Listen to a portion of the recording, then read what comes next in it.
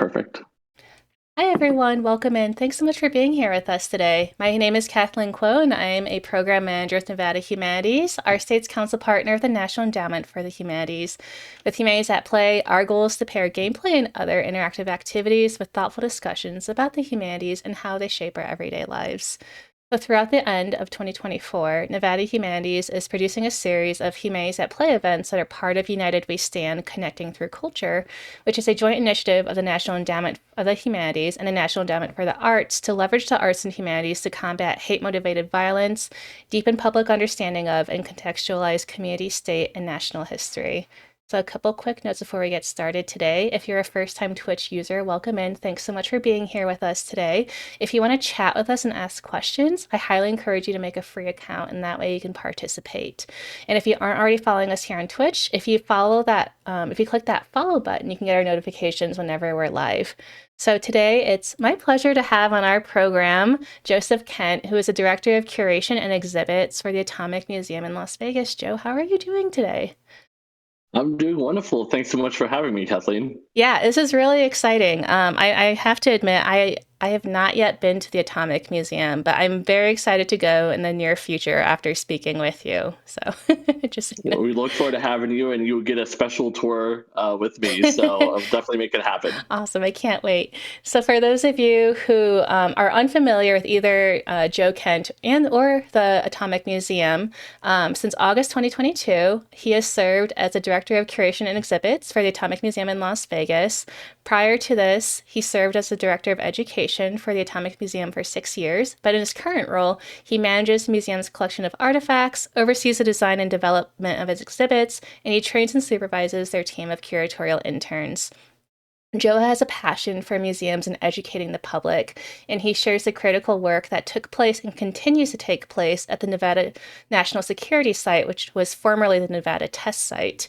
He plays a key role in the museum's efforts to preserve the history of the site, its workers, and those impacted by nuclear testing.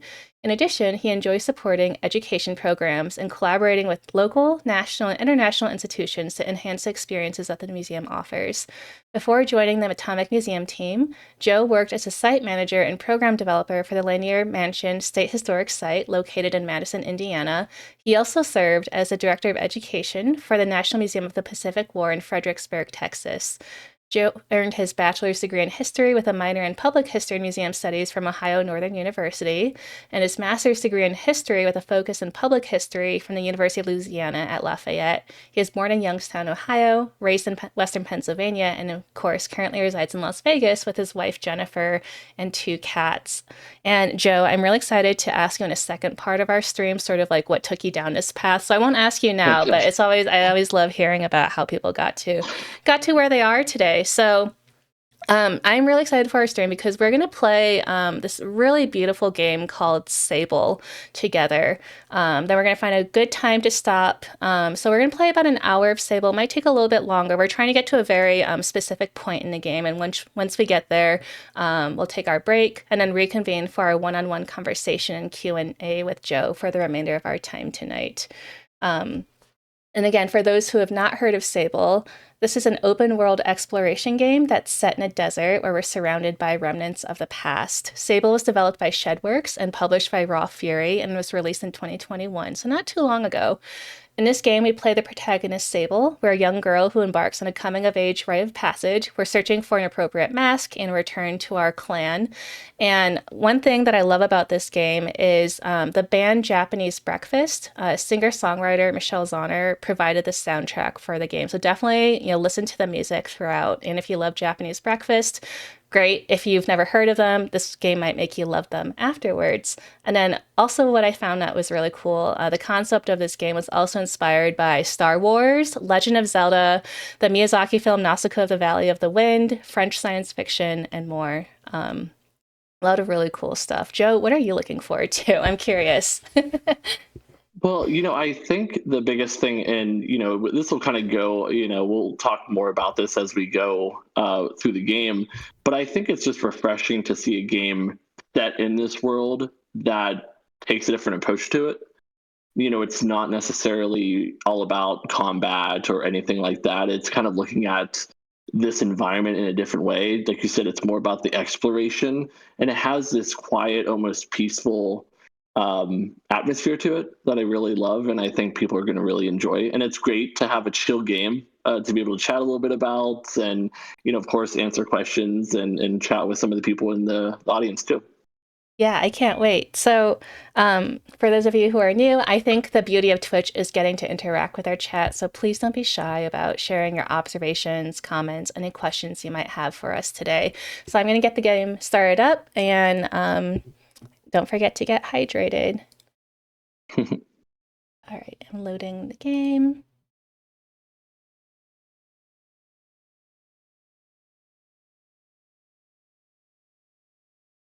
And I think, it's worth mentioning, Kathleen, that when we first met about me potentially being on the stream, we bonded over the Japanese breakfast inclusion, which I think is a really neat thing to bring up. It's what actually first you know, brought me, some awareness on the game. I hadn't really heard of the game until the mention of Japanese breakfast, and that's kind of how I went down that rabbit hole and learned about the game to begin with. Yeah, if if you think the game music is too loud, too soft, let me know and I can change it accordingly. But yeah, here's the beginning. Really lovely. All right, let's start a new game. Yeah, I'm kind of curious to see what the audience, like what the folks who are joining us this evening, what they think about the game too, because I think it's maybe not as known as, of course, other games out there, but I think it's definitely worth checking out, and I think it's just got its own unique style, Yeah. and of course, soundtrack. Yeah, I think the art is really amazing too. I think this is all like everything is like a hand drawn environment, which that's a lot of work to make this happen. I think the word that came to mind when I first saw the style was just striking. It's not like a lot of other games out there, and so that's always nice when you have a game that kind of sets itself apart, whether that's through the style and the art design, but also just in terms of the, like we talked about before, the soundtrack. It's kind of got its own thing going on, which is really neat. Yeah, and I love how it kind of starts. Like we're just sort of thrown into this world and we have all these questions because everything is so striking. Like what are we looking at? Where are we? What is this place? What is that thing on our head? Yeah, it really does allow you to learn as you go. It doesn't try to give you too much exposition out of the gate, right? It kind of lets you learn as you explore, and that's always refreshing when a game does that. It doesn't send you into a hour-long tutorial. Mm-hmm. All right, so we're just kind of getting the hang of this again and kind of jumping around. Love this. Joe, I'm curious. What is your experience with games? Of course, on this program, we have all sorts of guests. Some games, where people have never played a video game before. Some guests, I guess, are huge enthusiasts. Like on a scale of like 1 to lots, where are you?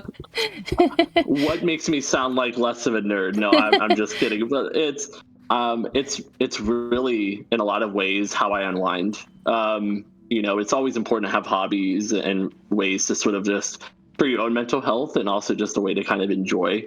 Everybody works hard. It's nice to have that outlet. Yeah. And for me, video games have really, for a long time, been the outlet for me. And it's also amazing, and we'll probably talk about this later too, but I love video games because it allows you, especially with a lot of the indie games out there, like Sable, where you're able to explore different ideas and different cultures and different life experiences maybe that you've not had, right? Mm-hmm. I know a good example is like the Persona series. There's those who don't know a lot about Japanese culture. It's a great way to kind of learn a little bit more about that. Mm-hmm. And so for me, it's just, not only is it a way to unwind, but it's a way to also kind of think about things in a different way. A lot of games will, especially nowadays, will kind of test, kind of push you a little bit and kind of looking at things from a different perspective. And I always love that, when a game kind of is unexpected and makes me think in a different way. And we're seeing almost a golden age of video games right now, which is amazing. Yeah. I'm gonna.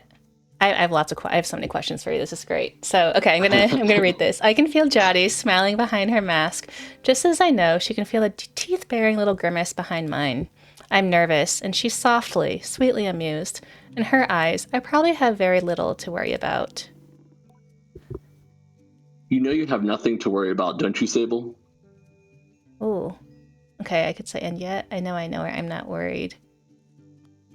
I'll say It's always tough. Even I'm like this in games. I like even the most inconsequential answer. I'm always like, what should I pick? well, especially in games where your conversation really matters, or you brought up Persona. I think in Persona, some answers get you more points with other people. So I always look up, Yeah. how do I make this person like me more? What's the right answer? So I'm gonna say, I know. And sometimes there's not a right answer, Right. and so that's even more aggravating. Yeah. Okay, I tell Jody that I know, but that it hasn't quite sunk in yet. She chuckles. I promise you, Sable, you're fine. But I do know how you are. You're going to be nervous until you started, and then you'll act like you've been doing it your whole life. Remember the first time you rode a bike? You wouldn't even let me put you on the seat. You were so afraid. Your hands were like little claws gripping onto me. I feel the memory in my fingers. But then I promised you it was going to be all right. I told you how much I had loved riding my bike as a young woman, and how wonderful the wind felt through fabric. Suddenly, there you were. You sat down, you leaned forward, and you put those little grasping claws on the handles, and you were off.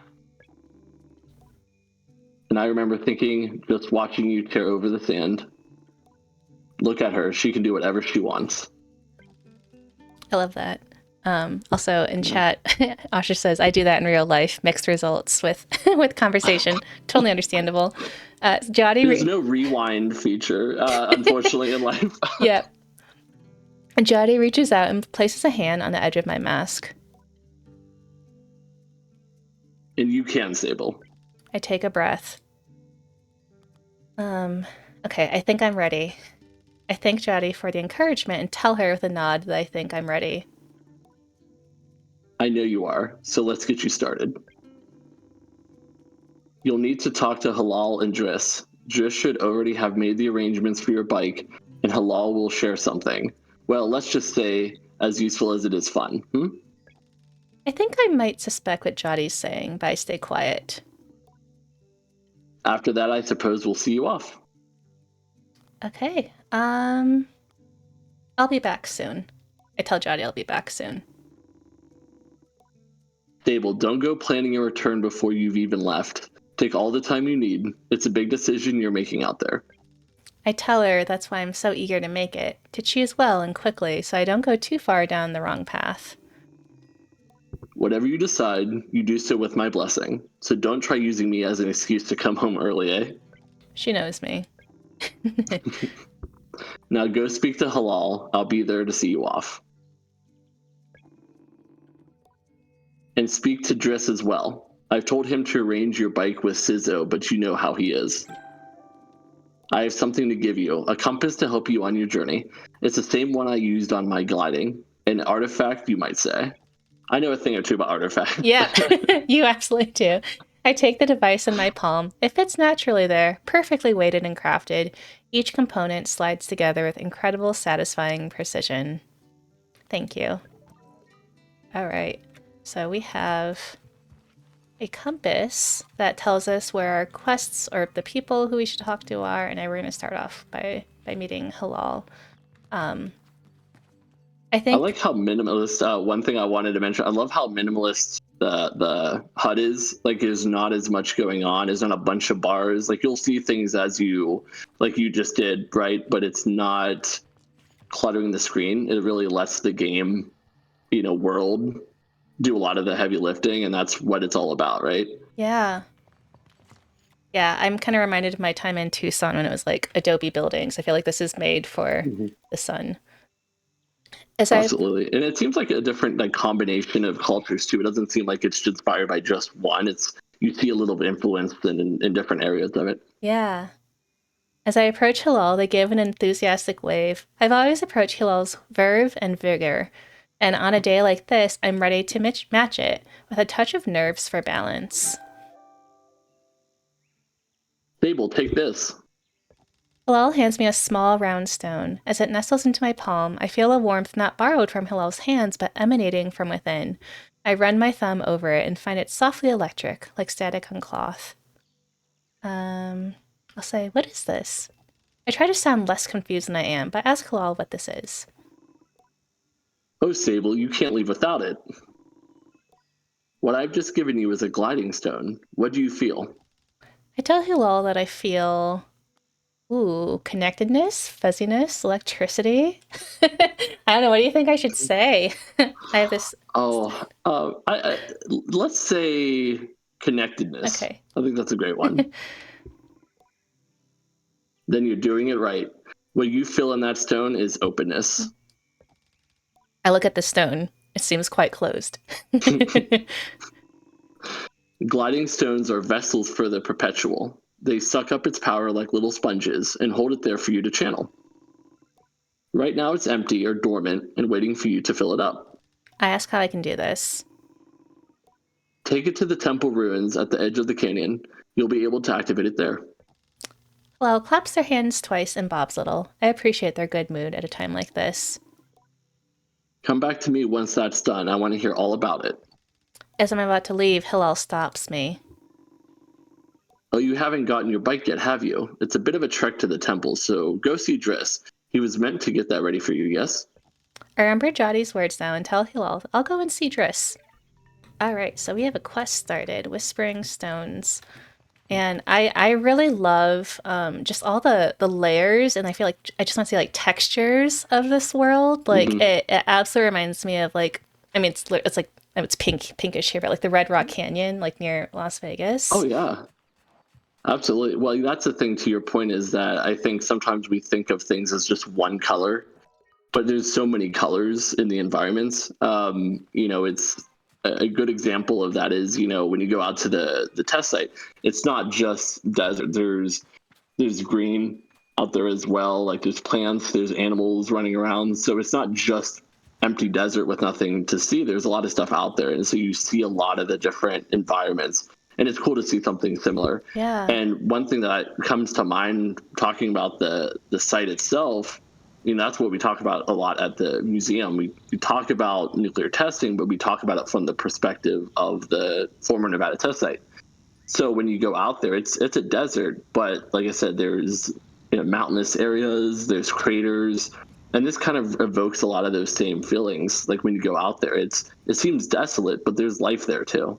Yeah, let us know in chat. I'm curious. Let us know if A, you've heard of or been to the Atomic Museum in Las Vegas, and then B, if you've ever been to Red Rock Canyon or anywhere that reminds you of this. I would love to know.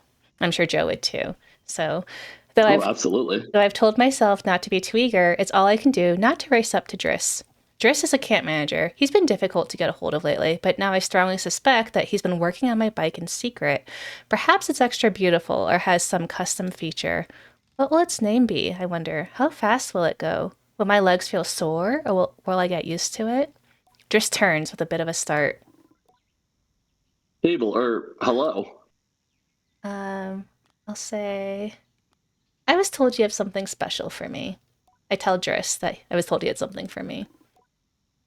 Something special? I nod very meaningfully, but he doesn't seem to get the hint. I make a leading gesture, slowly, trying to be perfectly cool and confidential. But I can't do it. I'm too keen, and the words spill out. I ask Driss if he might sort of possibly maybe have a bike for me. Your bike. He yells it like it's an idea he's just had. Your bike, yes, of course, right. Yes, your bike. That I prepared for you because today is your. Um, I'll say, I'll help you out. Gliding. Yes. Driss nods along with me. Yes, of course, right. Yes, yes, I do have that. My blood runs cold. Has he forgotten? Doesn't seem like he Yeah. has. But By which I mean I arrange it for you in a it's sort of a tutorial. Oh no, it's I know, a it's a tutorial. tutorial for you. A tutorial? Yes, exactly, a learning experience. You see, Sable, before one can own their own bike, they must prove that they can ride a bike by taking a test ride on a different bike. I think about it and find I've never heard of that part of the gliding, but Driss does seem earnest, sort of. So instead of worrying about your bike, I'd like you to try this bike as a test. Driss gestures to the sand cutter at his side. It's quite old and a little shabby. A tester, if ever I've seen one. He's definitely not trying to buy any time. Yeah, definitely That's not. certainly not the case. Oh, what's the bike's name? Driss seems scandalized. It looks like some folks in chat, they've heard of it. They haven't had a chance to go. So maybe our conversation later will inspire them to check it out. Yes, ask for Joe when you're there.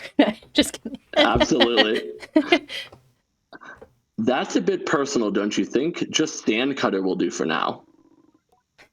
Youngsters these days always asking questions. Oh, you get that at your job too, I'm sure. I love questions. Now ride the bike through the ring and back. And here's some advice for you, my young glider. Don't fall off. Pretty sound advice. Yeah. Okay. Yeah, and Ostrich says in chat, demand Joe. Yes. Demand to see the manager. Ooh, okay. Here's my bike. So, okay, Joe, I'm curious. Does this remind you of any artifacts? Does Miriam have do you have bikes there or, or like hovercraft? I don't know, not hovercraft, but I wish we had a hovercraft. That'd be amazing. That would definitely be on display. But no, I think, with the types of artifacts, a lot of what we have are, pieces and parts that tell a story, right? So we have documents from different reports, or we have a lot of different like remnants from some of the tests, Geiger counters, things like that. Things were used out of the site. I think what you'll see as we kind of go through, like it's meant to be, there has been things here in the past that nature has kind of taken over, right? And you see a lot of that at the site as well. And a lot of what we have are remnants, so to speak, of the different types of testing that they used to do. So while, they don't do a lot of that stuff anymore, a lot of what we have at the museum is kind of remnants of that. And, at some point you're going to explore the different ruins like they mentioned. And there's areas at the site that are sort of lost to time and have sort of like stuck in amber almost. So it's really cool for people to go out there because there's public tours, and really cool for them to see markings and remnants of what's come before, even though it was only a few decades ago that they were still doing this kind of testing. So it's really interesting, and I think you'll find a lot of similarities going through this world, even though it's a different planet and a different, history of its own. You'll definitely see a lot of similarities in terms of what's out at the desert. So I return to Driss, who somehow manages to seem caught off guard despite knowing I was coming. I love Driss. He's like my favorite so far. Sable, congratulations. How was your first pre-glide ride? Any strange rattles, unexplained hissing, small fires? What do you mean fires? Surely you'd notice if you're on fire even a little bit. Is that a possibility? Well, obviously it didn't happen, so I think we're fine. Not giving a lot of vote of confidence. Yeah. Everything sounded normal.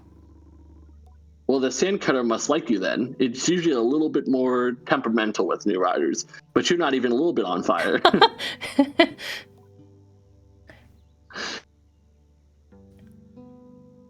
Have you already been by Hilal? I'll say, am I not getting a bike? Well, you're getting the use of the sand cutter. That's something, huh? You could borrow it to run your little errands. My little errands? Like you're going to get groceries. Right. And Hilal's got something to show you too, help you out with with more of that or mobility you're after. With my confidence in this exercise only lightly tarnished, I thank Driss very much for his help and his bike, and I depart for Hilal. Okay, so we just completed that task. I think we don't need to talk to Hilal because we just did that. So I'm going to take this We're gonna ride to the temple. I'm gonna see if I can change the controls. I don't know if I can. Okay, we'll just So go. we have Angry Ostrich in chat telling us to watch out for Tuscan Raiders, which I think you had mentioned before we started that one of the inspirations for the game was kind of Star Wars, right? It had a little bit of influence on that. Mm-hmm. Are you a Star Wars fan? You know, I'm a fan of Star Wars and Star Trek. I kind of get into these different moods where I'll go down the rabbit hole and watch a bunch of Star Trek, and then I'll switch over to Star Wars. Sure. But yeah, I enjoy sci-fi a lot. Both my wife and I really enjoy sci-fi. We're big Doctor Who, Star Trek, Star Wars fans, and so yeah, we really enjoy those kinds of worlds. Anything that's sort of very different than the world that we live in now, or might be how the future might look. Mm-hmm. And it's cool to see some of that, in this game too. Yeah. I really like just how this is drawn and just like moving around the world and seeing more of it. Yeah, I think it's a really pretty game. I like what they've done with it. So yeah, here's and I love we kind of talked about this at the beginning, but I really do enjoy sort of that quiet calm. There's obviously things around, and you're exploring and finding new places and ruins and different quests, but it's also equally very quiet, and there's an eeriness to it, but it's also a calming aspect too. And so I really love games like that where it just lets you be in Mhm. the world. It doesn't bombard you with things to do. It just lets you explore, lets you just go at your own pace, enjoy what you want to enjoy, and doesn't necessarily push you to complete everything. Yeah. And here's that really nice. I guess it's nighttime, so like the nighttime music is playing now. I might turn it up just a little bit in case people can't hear it. Hmm. See, I'll go to sound. All right. I'm gonna turn around just so we can look at the desert at night, which I think is one of my So favorite things. gorgeous. Yeah. Yeah. What's that over in the distance, Kathleen? That's in the air. I think that's a hot air balloon. Oh, very cool. Yeah. I love that. And little things to kind of catch in the background or something you can get to. It's really cool to see them kind of featuring all of that. Mm-hmm. Ooh, it collapsed. Ooh, ooh. No fall damage. We're good. Yeah, it's always one of my biggest fears starting a new game is anytime I fall, it's like, okay, how's this going to shake out? It's going to tell me whether I'm going to have a good time or a bad time. Yeah. I'm notorious for falling off the edge of cliffs in video Oh games. yeah, I don't have good dexterity for sure. I'm not like a platform gamer at all. So anyone who's like good at platform games, like my hat's off to you. Yeah, it's like that a lot too with I have that same feeling for those who play a lot of platformer games, but also any of the games that require like actual dexterity or coordination, Hmm. like any of like the Dance Revolution games and those sorts of things, where I'm just like, hey, more power to you, but I have two left feet, I would fall flat on my face. Right, we can just admire from afar. Yeah. Okay, so the stone thrums like the beat of a heart as I approach the altar. Eerie. I'll say, I don't think I'm afraid. I'm gonna say, or maybe it feels right. I'm Oh ready yeah. for Rahana to know me. I am ready to know myself. I feel her curiosity in this sacred place. I know I am in her sight.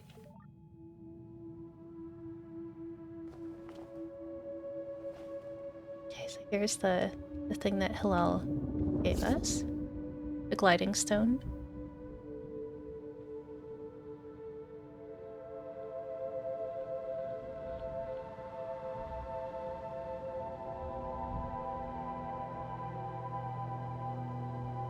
This animation is so cool.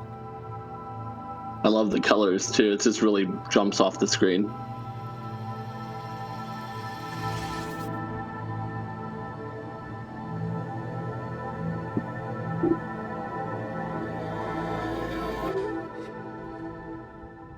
And welcome in, Kiptaku. Hope you're having a good day. Thanks so much for being here with us.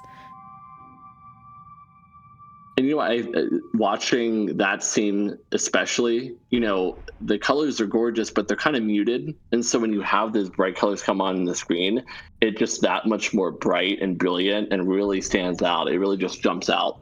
It's really, yeah, the art style is one of the probably my favorite thing about the game. It's just nothing quite like anything I've played before. Mm-hmm.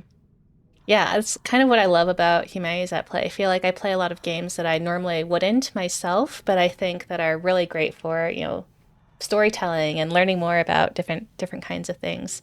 So, all And I think right. it's also great too to show people that is more to video games than, you know, FPSs and, third person action games. There's other ways to play. There's other things out there. It's not all violent video games. Right. And I think that's, one thing that I've always sort of tried to champion for people who maybe have a less than stellar view of video games is like, no, there's a lot out there that, like we talked at the beginning about exploring different ideas, exploring different cultures or worlds, and just letting people explore. And it's not all about just violence. There's Mm-hmm. games that let you go through and not do anything violent and just let you explore.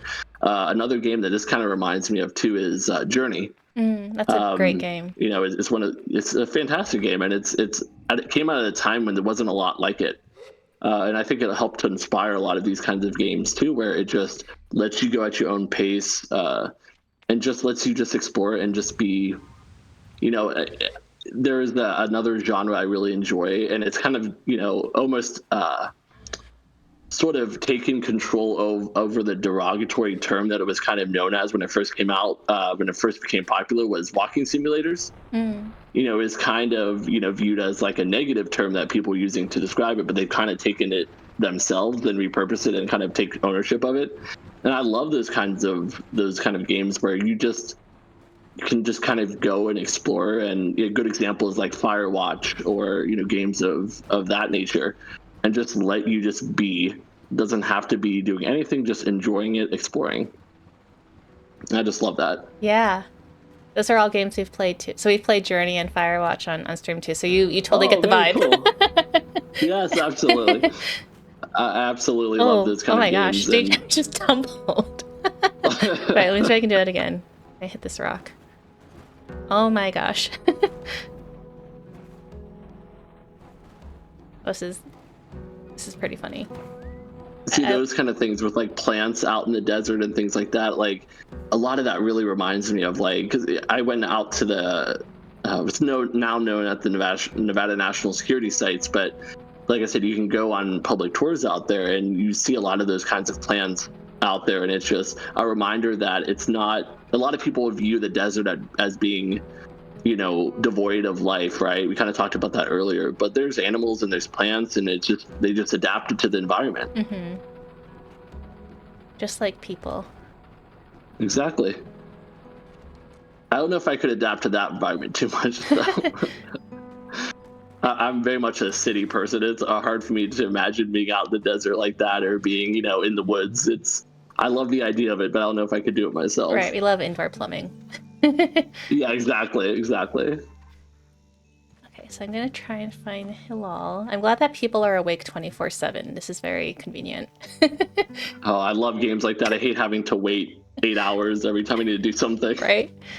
When I return to Hilal, it's clear they know what I've just experienced. They're excited on my behalf in a way that makes me miss them before I've even left. Isn't it incredible? How does it feel? Ooh, okay, I'll say... I don't think it feels strange. I'm gonna say... exciting, true freedom. I tell Hilal that hovering's exciting, and I ramble for a moment about all the things I'll be able to do when I'm out there in the world. Most of them involve me falling on my head and not getting hurt, but I'm sure I'll come up with more in practice. Right? You can do anything you want. Hilal's mood isn't darkened, but the sigh they let out holds a bit of sorrow. You're very lucky, I miss it so much, that feeling just floating on the breeze. But I suppose it's best that it fades with age, or else I might never have come back from my gliding. I'd just be out there heaving myself into chasms. Oh. I love the first one. Yeah, and I love Kev's comment in chat. I never sleep. I might miss something. Right? Okay, I'll By the way, see. I have to say, I love how friendly everybody in the chat is. Like, if anybody's been on other channels on Twitch or YouTube, it's not always that, but I love seeing everybody saying hi to each other, being super friendly and welcoming. So kudos to everybody in chat for being awesome. Kudos to our moderators. Thank you for being welcoming. So, and thank you for noting that. Yeah. Okay, speaking of being welcoming, I'll heave myself into chasms for you. 1,000 chasms on their behalf, and they giggle. That's what I like to hear. I know people manage to keep it up, but I don't know that I've got the time to practice as much as they do. It takes a really serious focus. Lol laughs, even if there's a bit of regret in it. And I certainly haven't gotten that. Still, I suppose the gliding wouldn't mean much if it were all gains and no losses. I think about that, but decide there's already too much loss in my mind to consider it much further. I'm saying goodbye to my clan, my family, my home, my childhood. To lose the perpetual is a sacrifice for another time. I don't know what this means. It's probably foreshadowing. Mm-hmm. You're going to love it out there, Sable, even when you don't. My advice, try to have fun. There's a lot to be said about ritual and independence and all of that out there. But the world's an easier place if you put joy first. Wow, that's quite a Print yeah, that out. that's super impactful. Yeah, that's great. Man, I love that. I love the way that it talks about, obviously she's going on this quest, but how it also mirrors growing up, Yep, right? The sort of the rite of passage, which is really incredible, and understanding that there's no, the good doesn't mean as much if you don't have the bad, right? Which I think is absolutely. really incredible. So I thank Hillel for their advice, for their help, and tell them I'll miss them. It'll be over before you know it. A warning and a reassurance, all in one. I say goodbye to Hillel. Before I go, Hillel gestures towards the tower. It seems Sizzo wishes to see me before I leave the clan. All right, so let's do this. One thing that I think of too, like we're talking a lot about like the desert and how it mirrors, some of what you see at the site, but also all of the metal structures jutting out of the desert, I think really is something that you'd see a lot at the site, but also especially like in its heyday, in the 60s and 70s, where you had trains going across the desert or drilling rigs. You see a lot of, really, the site would be bristling with like cranes, and you'd see a lot of drill rigs. So you'd see metal essentially jutting out of the desert. And I think that just kind of reminds me a lot of that. And even to go back further, the towers that they had for the atmospheric testing, the above ground testing. And so you'd always see metal jutting out, whether it was in the 50s, the 60s, and even into the 90s. And so it's just immediately comes to mind is that juxtaposition of the desert, the browns and the tans, but also that steel, that gray, just jutting up above it. So it just gives me a lot of vibes of that for sure. Yeah, is that It's metal interesting to still see those there? parallels. Did they get rid of the metal, or can you like still see it? Like, how much is left? So usually when the devices were tested on the towers, they would destroy the tower itself, Huh, yeah. just all the heat and things like that. But there's still stuff out there. A good example is there was a test that was meant to be done in '92 that never actually conducted because it came at the end of testing altogether once everybody agreed to stop testing. And they've left it sort of like as an educational tool out there. It's called IceCap. So we'll get into this more, I'm sure, in the second half. But essentially, with underground tests, especially the weapons development tests, is they would drill these vertical holes in the ground, and then they would lower these huge racks, canisters that would hold the device and have all the equipment and diagnostic instruments that they would need in order to gather data. And so they would lower that into the hole and fill it in, and then it would go off, and they would get all the data, and all of that would happen. But because they never went through the test, what you have is you have this tower that once you go into it on the public tours, you see the canister hanging. Huh. and you can actually look down into the hole that it was meant to be lowered into. So it's really just like a lot of this. It's almost stuck in time, Yeah. and that's by design. But it's incredible to actually see it, to understand the scale of what we're talking about. It's incredible to actually look up and see this massive canister with all of this diagnostic equipment, all of these wires and cables, and realize that this is just one test, Mm-hmm. right? Not even just the 800 plus that they did. That's super cool that you've gotten to see all of this. And yeah, we'll definitely talk about this more in the second half. Yeah. So Siso is an outclanner to the Ibexi, but I've known her for nearly as long as I can recall, and I think of her more as some kind of distant relation than any sort of outsider. Machinists, I'm told, are given their posts, and by their training and their code, must go to where they're needed, but Siso has been among us for so long that's easy to forget its assignment first and foremost.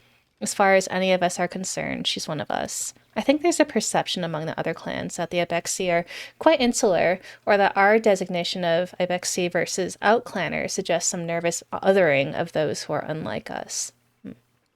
But in Hmm. practice, such things are more the result of our nomadic nature. We seek to know who will travel with us and who we must leave behind, but all are welcome to join. And I'm always pleased that Sizzo did. Sable, how do you do, clan child? I can only think of one thing. I love my bike. Better now that I'm getting a bike. Sizzo has a throaty quality to her voice. It rumbles through her mask when she laughs. She's quite a serious person most days. I'm always torn between pride and alarm when I manage to make her chuckle. Yes, Jotty told me how excited you were. Sizzo sniffs. She also told me Driss would be coming along to get your bike together, but I think he may have. I knew it. What? I hadn't meant to say that out loud. I tell her I was just clearing my throat. I don't begrudge Driss his forgetfulness. Were I tasked with so many odds and ends, I might just be just as scattered. And besides, this will be good for you. I want you to scavenge the hover bike parts yourself. Mm. Ooh, so I could say I'm going to make my own hover bike. This sounds like an adventure. Adventure. Technically, shouldn't drift to it. I'll say that sounds like an adventure. I tell Sizzo I like the sound of that. A little adventure before my big one. It's more meaningful than you know. To bond with one's bike before it has taken form is more privilege than labor. Here, take this. Sizzo hands me something. This is a navigator. You can use it to mark waypoints on your compass. It should be useful in finding the old parts. I ask Sizzo where I might start looking. Our bikes are reborn in the ruined ships, and fragments spread apart. A good start would be the ship down there near the camp. You'll find another up on that great rock near the other side of the canyon. Another behind the old dam on the hill. Use your navigator to mark that down if you need.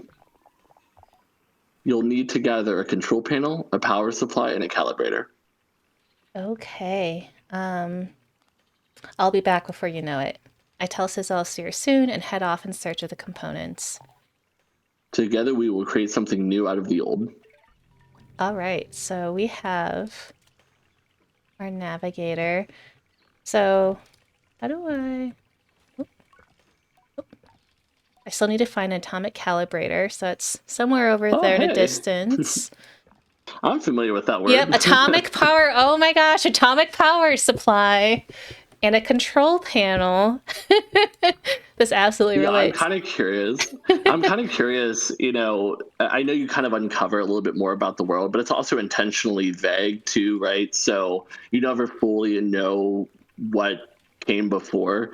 But it's interesting because you do kind of come across, the term atomic and some nuclear, the references to some sort of atomic there being the existence of that kind of power supply, right? So it'll be interesting to see if they ever kind of clarify what the world it comes from and who came before. Right. Okay, I think I put one marker on the wrong place. I think there's one on top of the big rock. So I'm gonna... Someone in chat was just as excited as I was to see Atomic, which Atomic! I love. Well, you know this person very well. I don't know if he wants to out himself, but this is one of your coworkers. In fact... Oh, it just dawned on me. Thank you. So, yeah, welcome in. Thanks so much for being here. Atomic, absolutely. So, all right, so we're going to look I love this. Ships of old, control panel, power supply, atomic calibrator to build our bike, and then we can be on our way. Okay, so let's find our bike. I am so grateful that this compass tells us where the bike is Yeah. because I've lost my car in parking lots before, so I almost cried once when I couldn't find my car. So all right, let's go off to. I have a terrible sense of direction, so I completely get it. I love the fact, and that's like kind of going back to what we talked about earlier, right? Like I love that it's a minimalist, but it doesn't abandon you.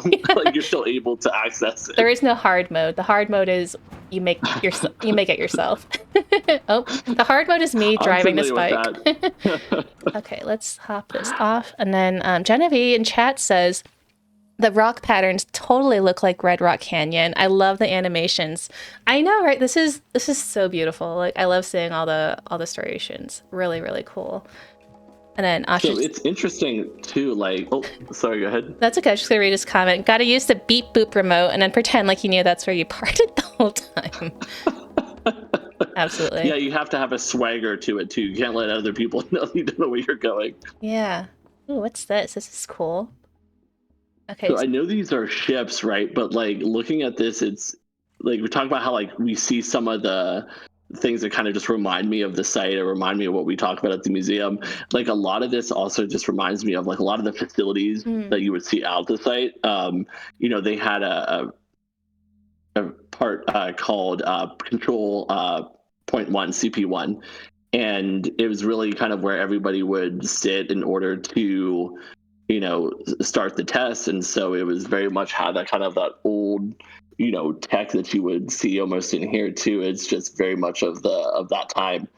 So just being able to see like in the desert, just all of a sudden all this technology and the structure, just like we said earlier, just sort of almost seems out of place, sticks out like a sore No, thumb. absolutely. Because I feel like, we're sort of operating like, where we belong to this nomadic clan. It's very like, I don't know. I don't think desert punk is a thing, but it's kind of like post-apocalyptic. Like we're kind of like post-technology, and then here we are with this like flying spaceship or old ship of Yeah, some sort that landed, and yeah, it's kind of this like and you kind of get kind a of crazy. yeah, you kind of get that vibe out at the site too, especially like I would definitely encourage everybody to go out to the site on the public tours if they're able to.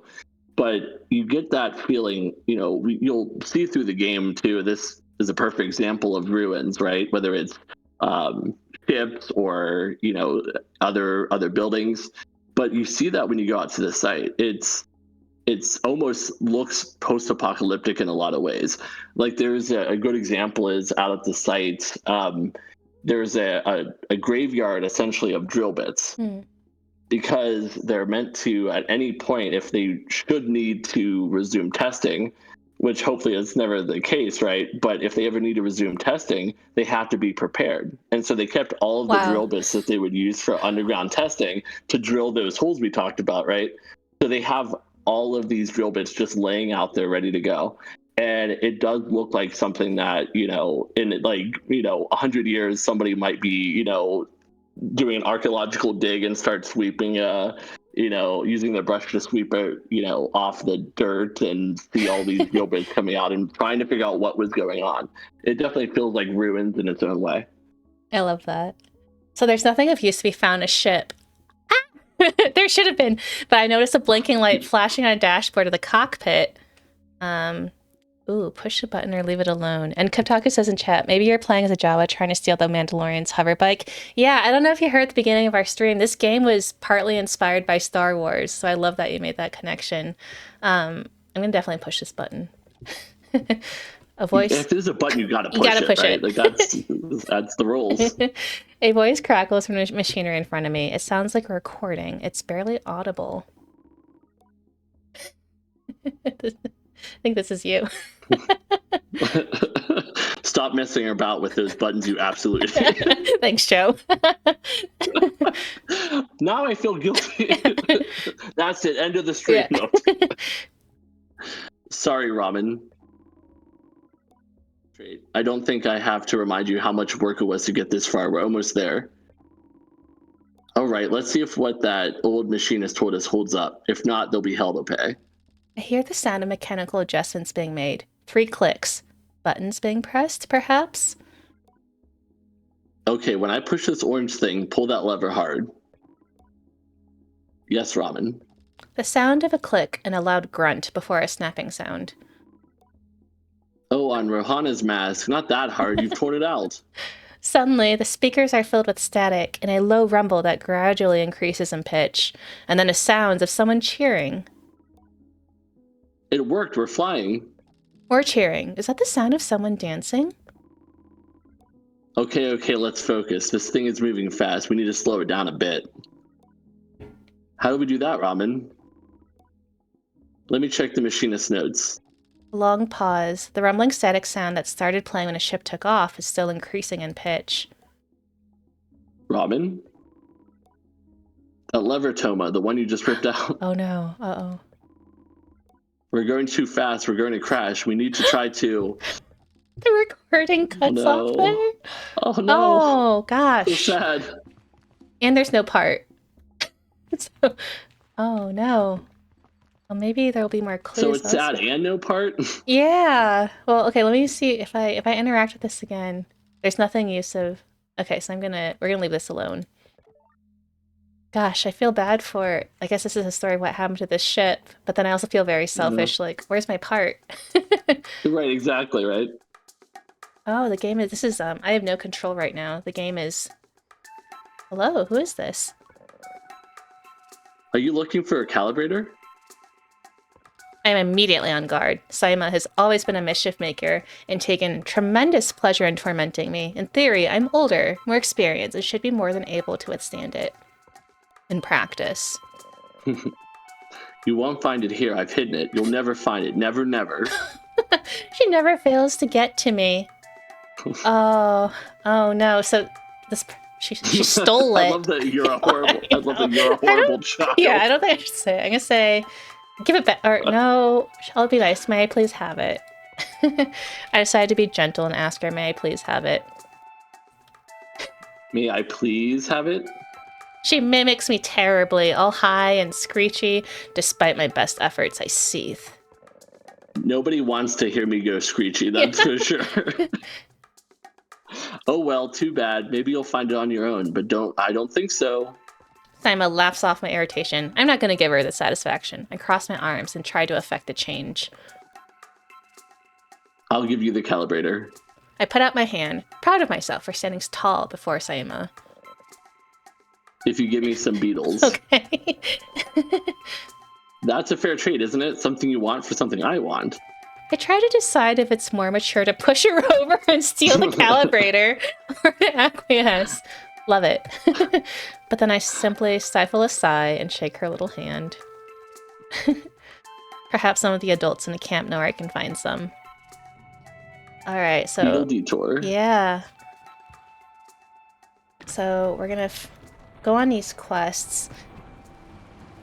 I think... Run her down. Simon, give it back! Alright, so we gotta run back to camp and ask how to catch these beetles. Here's the camp. I can drive.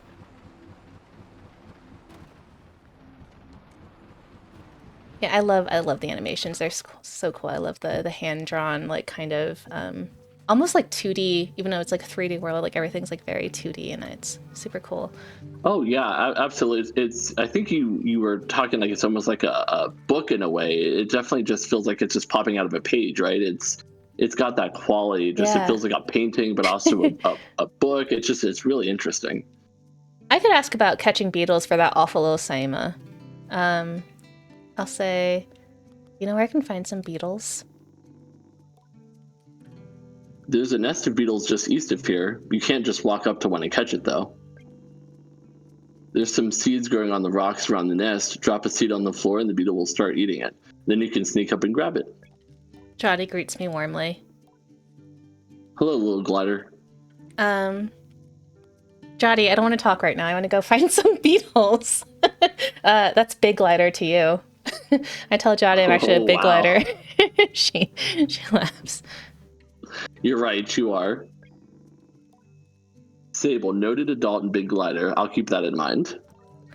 Okay, so we gotta now we have to still find 3 parts and 3 beetles. And chat says, Kiptaka says, in normal Tuscan Raider style, the correct way would be to just capture the killed and sell her to the next person you meet and just take the part.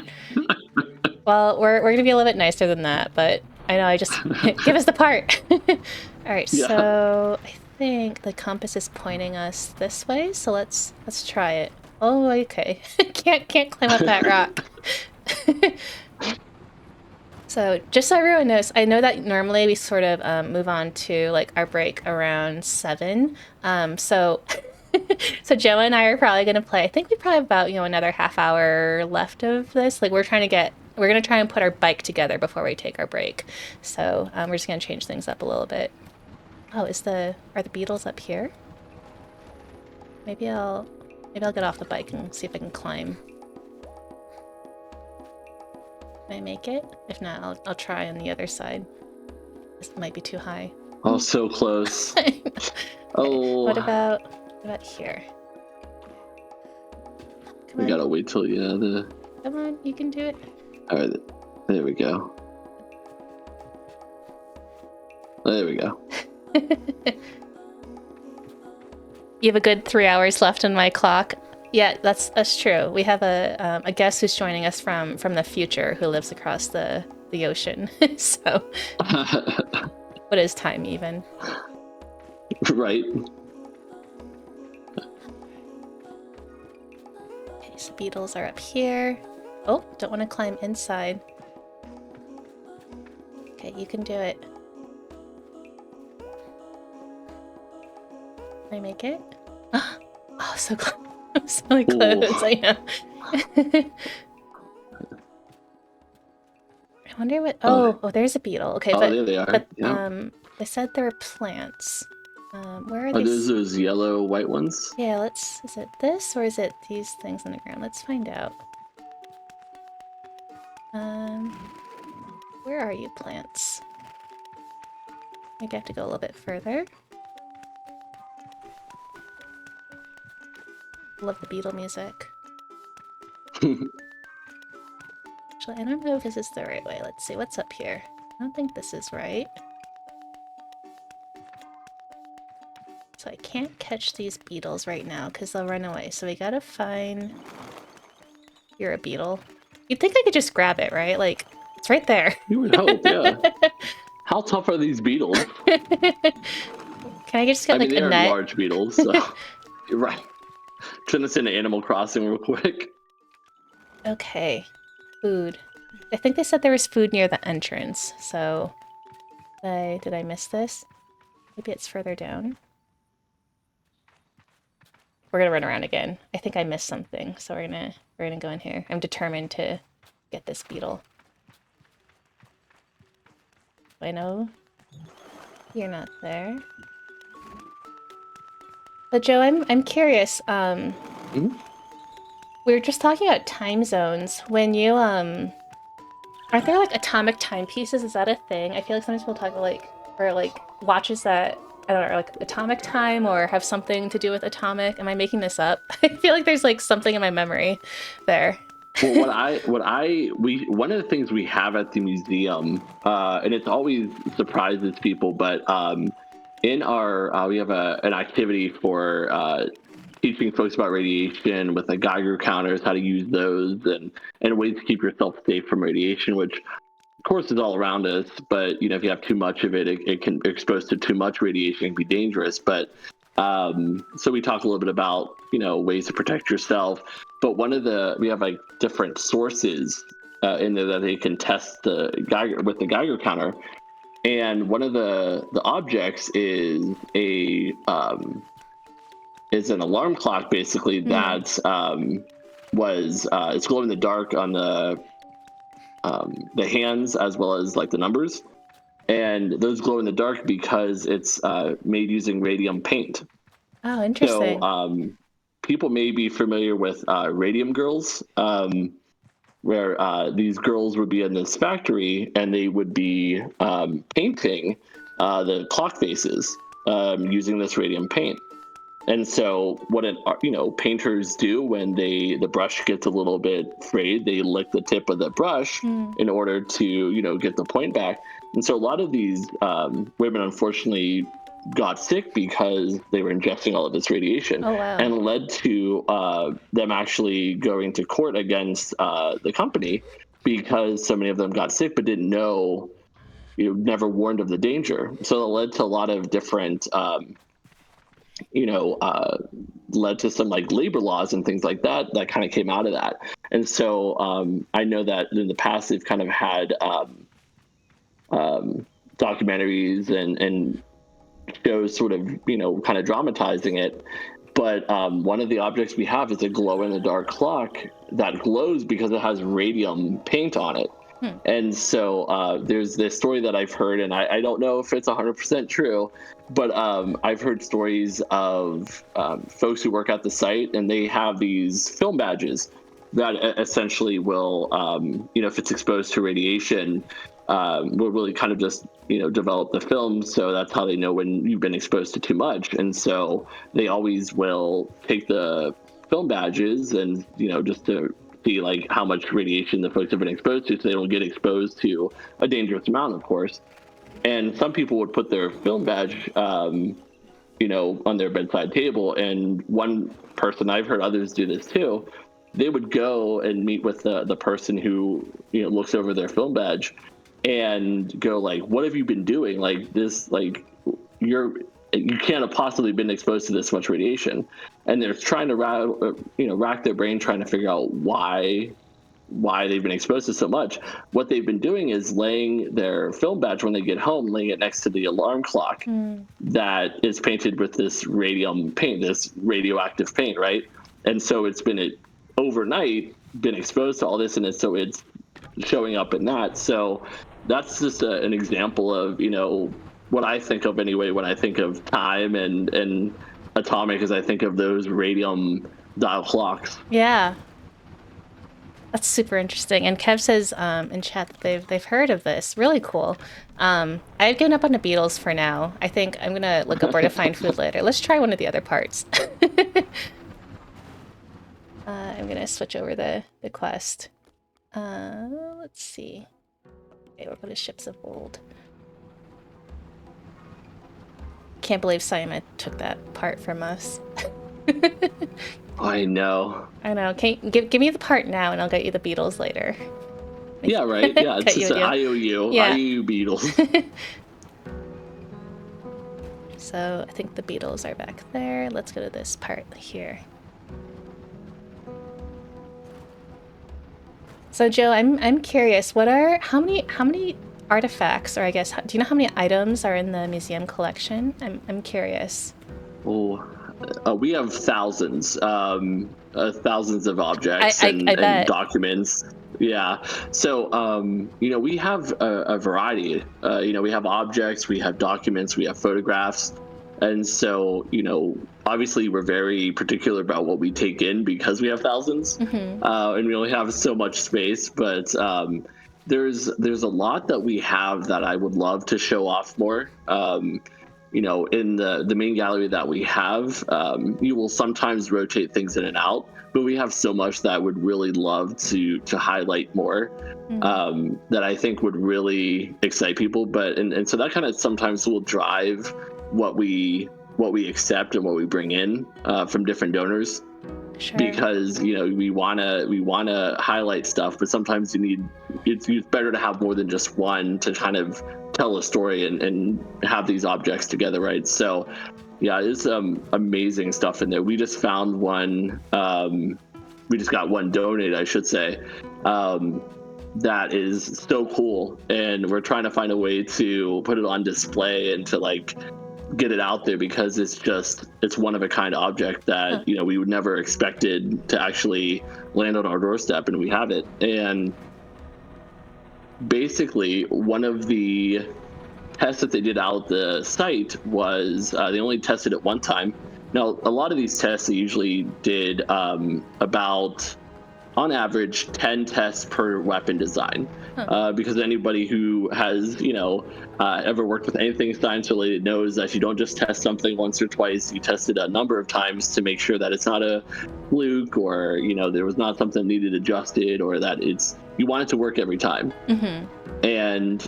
And so, but there was this one test. It's only tested this device one time out there, and it was called the device was the Genie. It was a air-to-air rocket.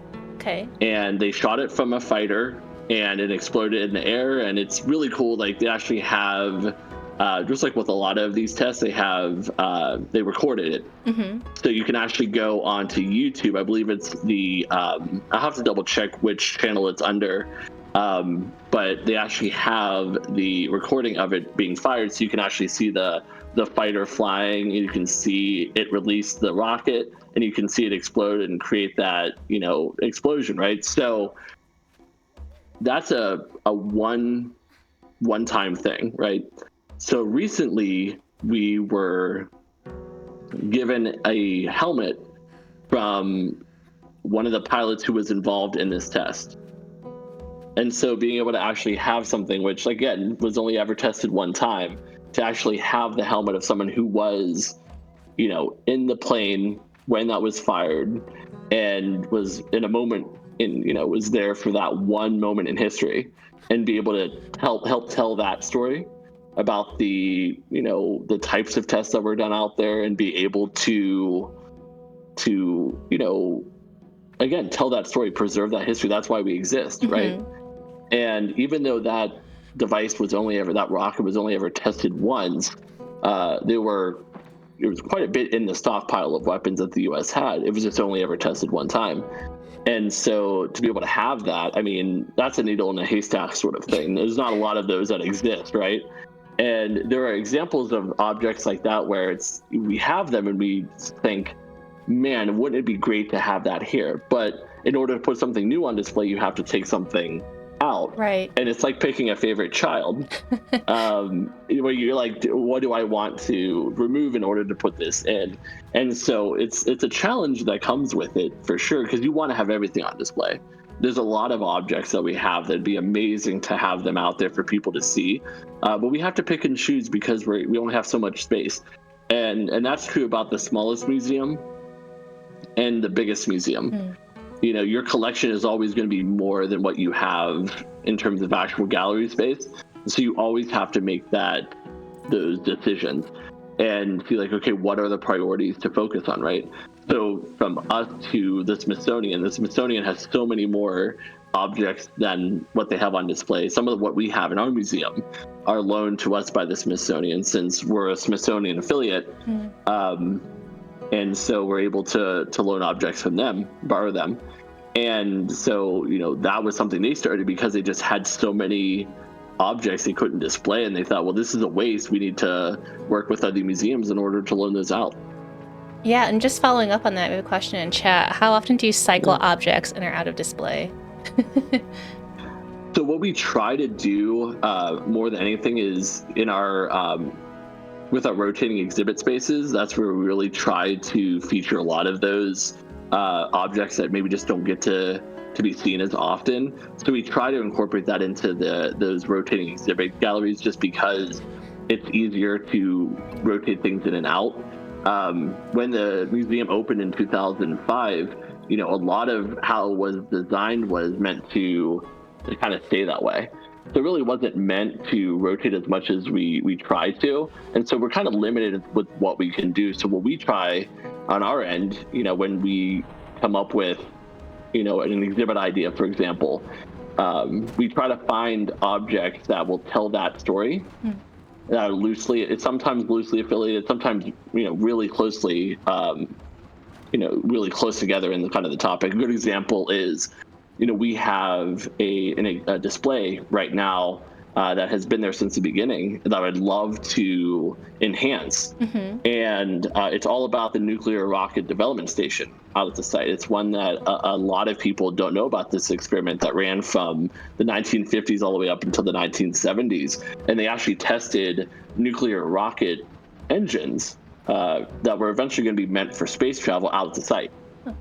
So it wasn't all just, weapons being tested out there. They were also testing, can we use nuclear power for space travel? Mm-hmm. Right. So we have a lot in our collection that we could put on display that would really enhance that. And, that's one of the things we want to do more in the future, things like that. But for objects that we want to rotate in and out, oftentimes we try to create an exhibit based around that. A good example is we had a temporary display that was kind of highlighting some of the mementos that people who worked at the site would keep. They were given these types of things and would keep it, and eventually made its way to the museum because they wanted to donate it and keep it. A lot of folks, it's their parents or their grandparents, and so they don't want it to be destroyed. They don't want to throw it away. So they want someone to preserve it and hold on to it and treat it with respect. And so a lot of the objects we have are usually given to us from former test site workers. So we did a small display highlighting the hats that people would have with the patches, featuring logos of different tests they started doing in the 80s and 90s, and also highlighting stickers and pins and certificates that these folks who were involved in this testing would get, from their time working on those. So there's a lot of pride that the test site workers had in what they were doing, right? Hoping they would never use these devices. I think that's one misconception we get a lot, is that everybody who worked at the site was somehow hoping they would get used. On the contrary, a lot of them felt that what they were doing was keeping us out of a hot war during the Cold War. So they felt like what they were doing was really important to keep the U.S. safe. And so there's a lot of pride in the items that they kept. And so we highlighted that with this small display, bringing out items we maybe don't always have on display.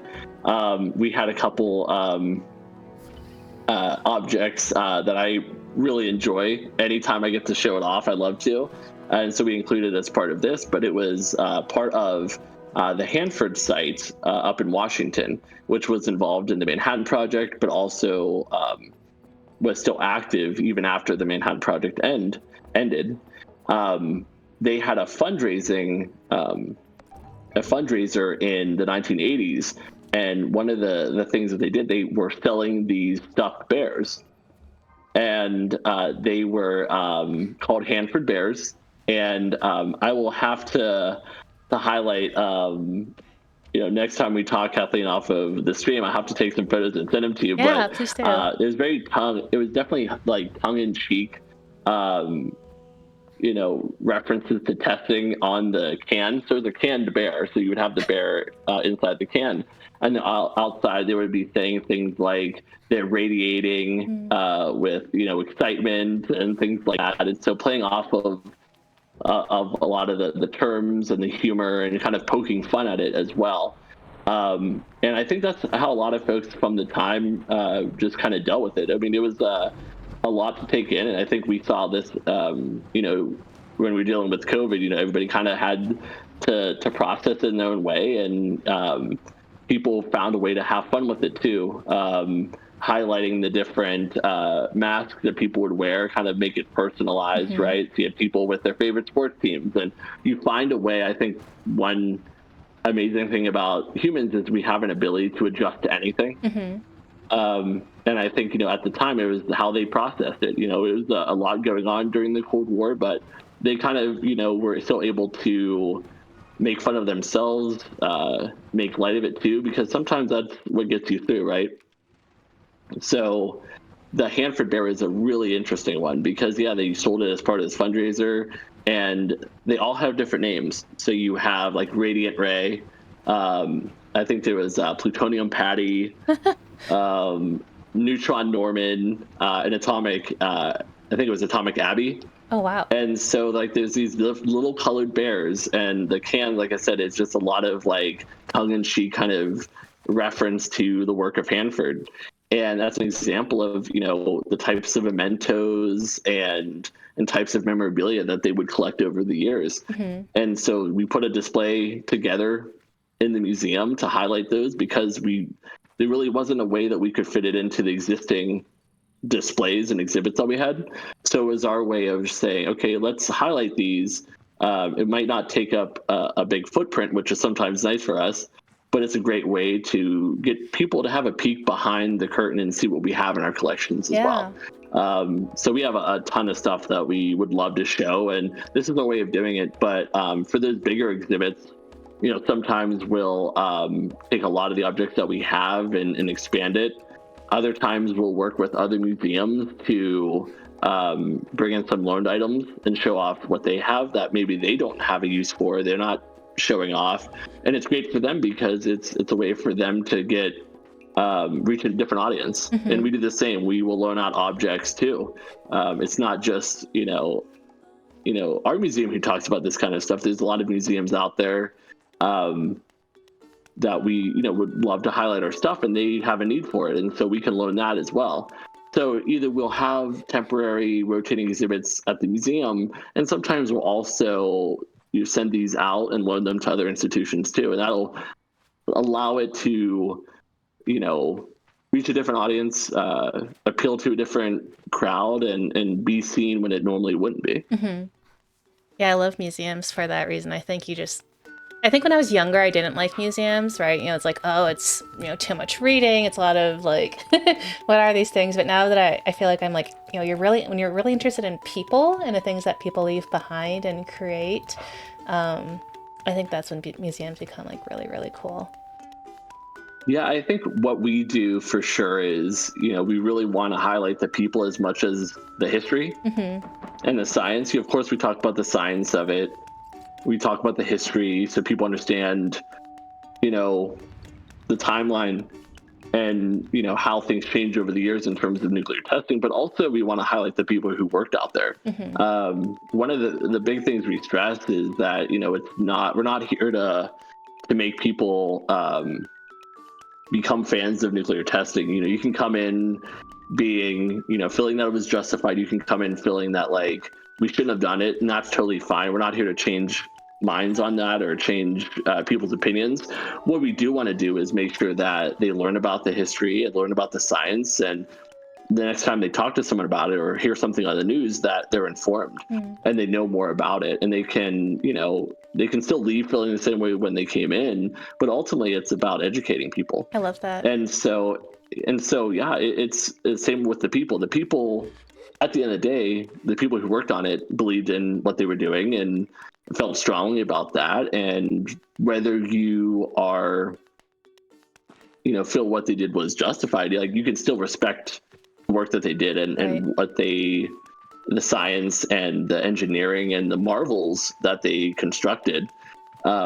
It's one of the interesting things. I think what has really, and we might be getting into the second part a little soon, but what really excites me and keeps me passionate about what I do is the fact that it's not it's not 100% good, 100% bad. It's a lot of nuance to it, a lot of complexity to this history.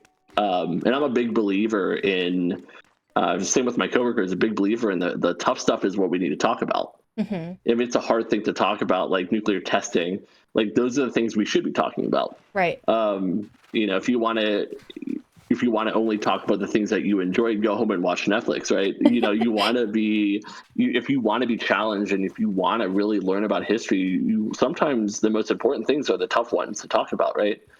And I think what has really helped us is that people realize watching the news that these weapons exist. This is still a history, but it's a history that's still impacting us. But when they watch the news and they hear about this kind of stuff, they realize they don't know much about it because no one wants to talk about it. Right. So it's just all the more important. Where we come in. Exactly. I'm gonna say really quickly, I don't think I do this a lot on stream, but I'm gonna ask if one of the moderators can look up. I know I did this in a previous playthrough, but for the life of me, I don't remember where the food is for the beetles.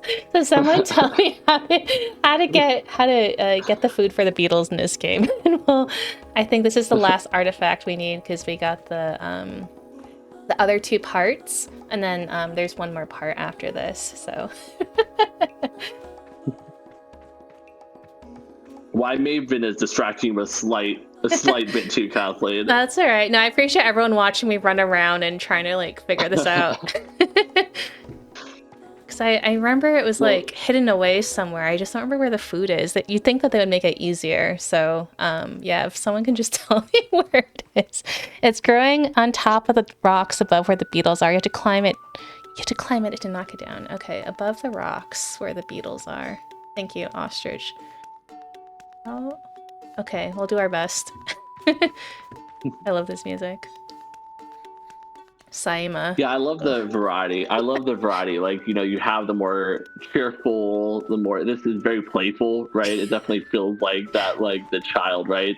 Very playful, very carefree. And then you have others that is very eerie and very atmospheric. And I love that. I think one aspect of games that don't really get a lot of love, and sometimes it's an underrated part of games, is the sound. Whether that's the sound design in just terms of the effects, but also the music. It's one of the things I always joke that, like, you may not notice it if it's good, but you'll notice if it's bad. Absolutely. Like, I've played some games that have really bad sound design, really bad music, and it takes you out of that game so quickly. And I just don't think people necessarily think about that. It's a huge part of it, but it's, when done right, you don't even think about it because you're so engrossed in the atmosphere, and it creates a whole, like, it pairs well with the art design to sort of create this whole world, right? Okay, get another comment. The food is on those white and yellow stalks. I thought it was on it before. Oh, there it is. Oh, there it goes. Thank you. We didn't bump it the whole time. I thought I was on top of it, and I think you even said something like, I think you said, like, isn't it that white and yellow thing? We climbed it and nothing happened. Thank you, Waffle Bro. Okay, Beetle, come to me. Did they all run away? Of course they've all run away at this point. No, come here. Oh, there's one. Awesome. Come to me. You want this food. Oh, look at the little hearts. Okay. Oh, we did it! Yes. Oh, and you can still keep the same food. That's awesome. See, that's what I wish some games would be like too. Yeah. You can actually use one repeatedly versus having like consumables every 5 minutes. Okay, so we need 2 more. Thank you, Joe, for your patience. And then we'll go back to Saima. We'll complete our bike, and then we can move on to the second half of our stream. Okay, beetles. There were so many before. Where did they go? I know, it's because it's daytime, and they got hangry. Right, they got hangry. They left. So they're like, we gotta go. Beetles, why? Do you remember how there were like 10 here? Right, yeah, there was like everywhere you stepped. Yeah. I have... Where are you? Okay, well maybe if we leave and come back, now that we know the secret. Okay, we're gonna leave it. Pretend we're walking away, they'll probably come back. Yes. Okay, so Joe, I have a question for you. What are... maybe you've already thought about this, or you get asked this all the time, but what is one of your favorite... what are some of your favorite things to show from like the collection at the Atomic Museum? Oh, I mentioned this earlier. It's like, picking a favorite child. Yeah. There's so many. I'm so sorry to ask you another things. favorite question. Yeah. No, that's good. No, it's fun though too, because it gets me thinking about what I enjoy, right? Currently, and I kind of talked about it earlier, and people probably can like hear to my voice how into it I am, but a lot of the objects related to the nuclear rocket development station, I think right now that's what I'm really like kind of going down the rabbit hole on. I'm learning more about that and wanting to highlight that a bit more. I think it's also partially because of, we've definitely, the first time in a long time, really looking to the stars a bit more than we maybe have in the past couple decades. Mm-hmm. So, talking about like, oh, we can get to Mars and beyond. And I think, that's that excitement, and what, they've done in the past and how that might come back and play a role in us going to Mars. And and things like that, because the science of it was sound. It was more powerful. It produced more. Uh, it basically produced more thrust than traditional rocket engines. But the thing was is that they didn't have quite the materials, right? So the science was all there, but there were things that they couldn't quite solve at the time. And I think we might see that come back and them exploring using nuclear, because whether it's powering moon bases or going beyond the moon to different planets, like we're going to need another form of energy. Right. And whether that's nuclear powered rockets, nuclear reactors on different planets, because you're not going to necessarily have access to the same types of energy that we have here, right? So I think those are things right now that really interests me too. One thing too is we get a lot of folks who come and visit the museum who know all about the above ground atmospheric testing, and that's cool. But it's one thing that we talk about a lot. But one thing I really enjoy is talking about underground testing, and just the sheer amount of work that was involved in it. And you can oftentimes look at that time period of the site as sort of the golden era, kind of Mm-hmm. the high point, because they required so many more types of workers, really specialized skills coming out there. We talked earlier about the cranes and the drill rigs and all of the big hole drilling rigs and all of that. And so you had miners, you had engineers, you had folks out there who were rad techs who would make sure that areas were safe. You had all sorts of specialists, and so I really enjoy. That's one topic I really enjoy talking about, because it's one that I think a lot of people don't even know about. They know about the mushroom clouds, the above ground tests, the atomic era pop culture, and I love all of that stuff. Don't get me wrong; it's just great to talk about the latter part of testing, where I think at the site is what actually took up most of the time. They tested above ground tests, atmospheric tests from 1951 to 1963, Mm-hmm. but they tested underground, or they did underground tests from 1963 up until 1992, and they did far more testing with that than they did above ground. And so we talked earlier about the craters out at the site, right? So the desert floor, of course, in this game is very reminiscent. But one thing that's different out at the site is they have all these massive craters, and those are from the underground tests that we were talking about, right? Mm-hmm. And so it's got its own history too. It's got its own unique story to tell, that time period. And so I really enjoy a lot of the objects connected to that.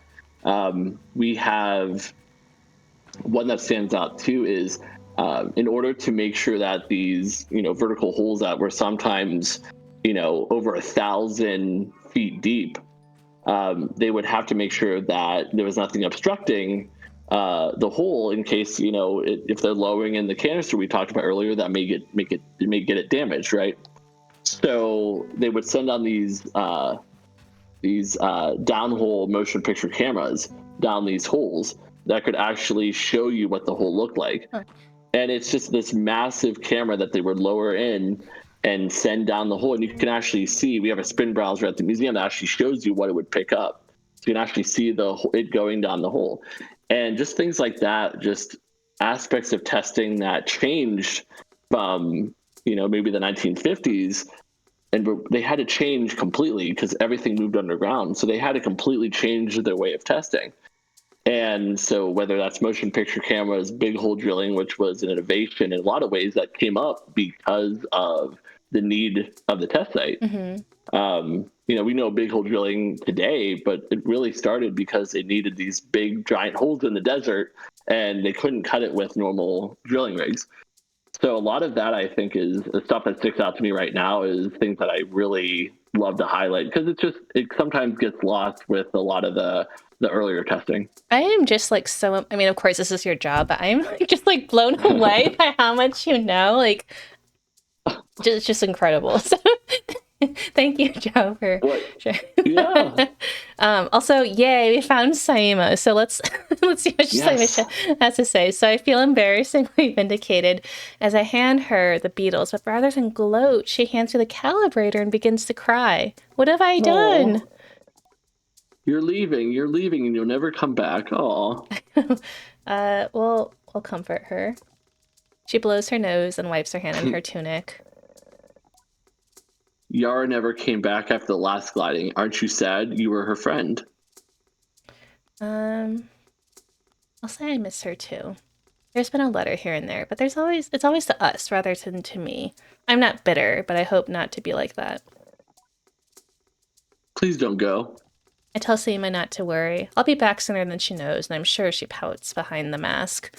I add that if I am not back sooner than she knows, then she will be ready for her gliding by then, and she can come bother me herself.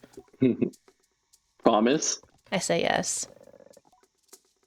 Good, then I suppose I can come see you off. I thank her and say goodbye for now. Okay, so let's go to Sizo or Sizzo. I guess we've been saying her names. I think she's all the way at the top. That thing. Oh my goodness. I feel like I just ran a marathon trying to catch those beetles. I never played this sounds horrible. I have never finished any of the Legend of Zelda games. I think I've played parts and then I've watched parts, but isn't there I forget which one don't you catch a pig in one of them? Is there one? I'm trying to remember. It's I know I definitely see a lot of Breath of the Wild. Yeah, is it Wind influence in this for Waker? sure. Is that the one? Might be Wind Waker. I'd have to ask my wife. That's one of her favorites. She Okay. loves Wind Waker. It's one that we that I definitely want to play because it's one that it's her personal favorite. Okay. And so it's one that I definitely would love to play. But I'm the same. I've played some of the Legend of Zelda games, but not nearly as much as I would like to. But I feel like my backlog keeps increasing. I know. Yeah, every game I finish or add, 10 more get added to the list. Exactly. I don't even look at my Steam library anymore because it's just atrocious how little I've played of them. We are forgiven. So I return to Sizzo with a part. It's as she waves me over that I feel a pang of sadness in my chest. When will I see her again once I'm gone? Well done, Sable. Yes, this is everything we need. Are you ready to assemble a bike of your own? Heck yes. I'm ready.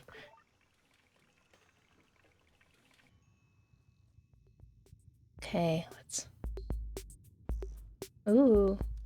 Sizzo relaxes in a workshop. It isn't that she's particularly rigid or anxious ordinarily, but there's a certain calm beauty that one only truly appreciates when Sizzo is in her element. I wonder if it's this way for all machinists.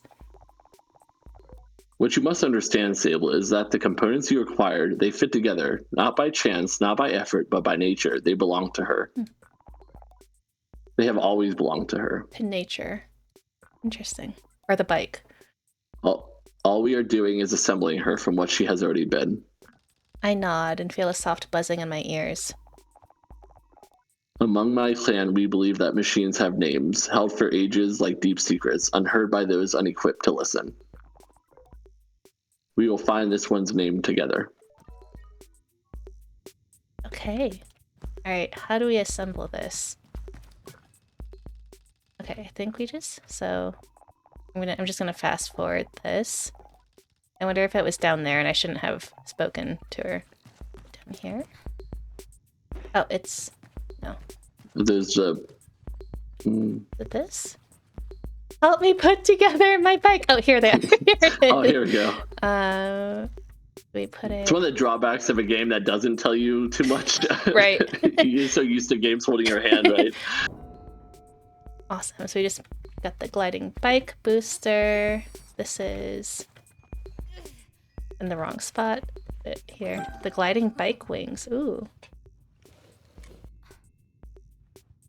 And then last of all, we have this. Goes here. The gliding bike front.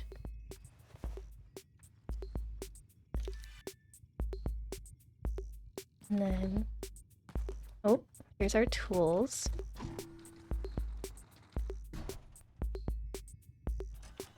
It's like magic.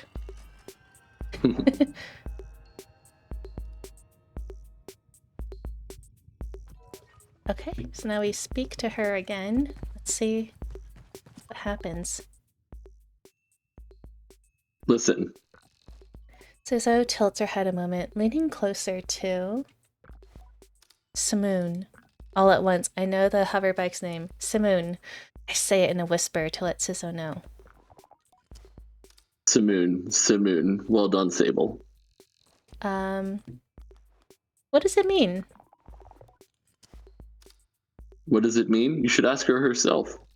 Sizo looks entirely serious. The bike, to my enduring surprise, says nothing, even when I lean close. I tell Simoon that I'm eager to know her better, and Sizo looks quite proudly at the both of us. You are ready, then, for the gliding. May all the gods turn their faces from you, Sable.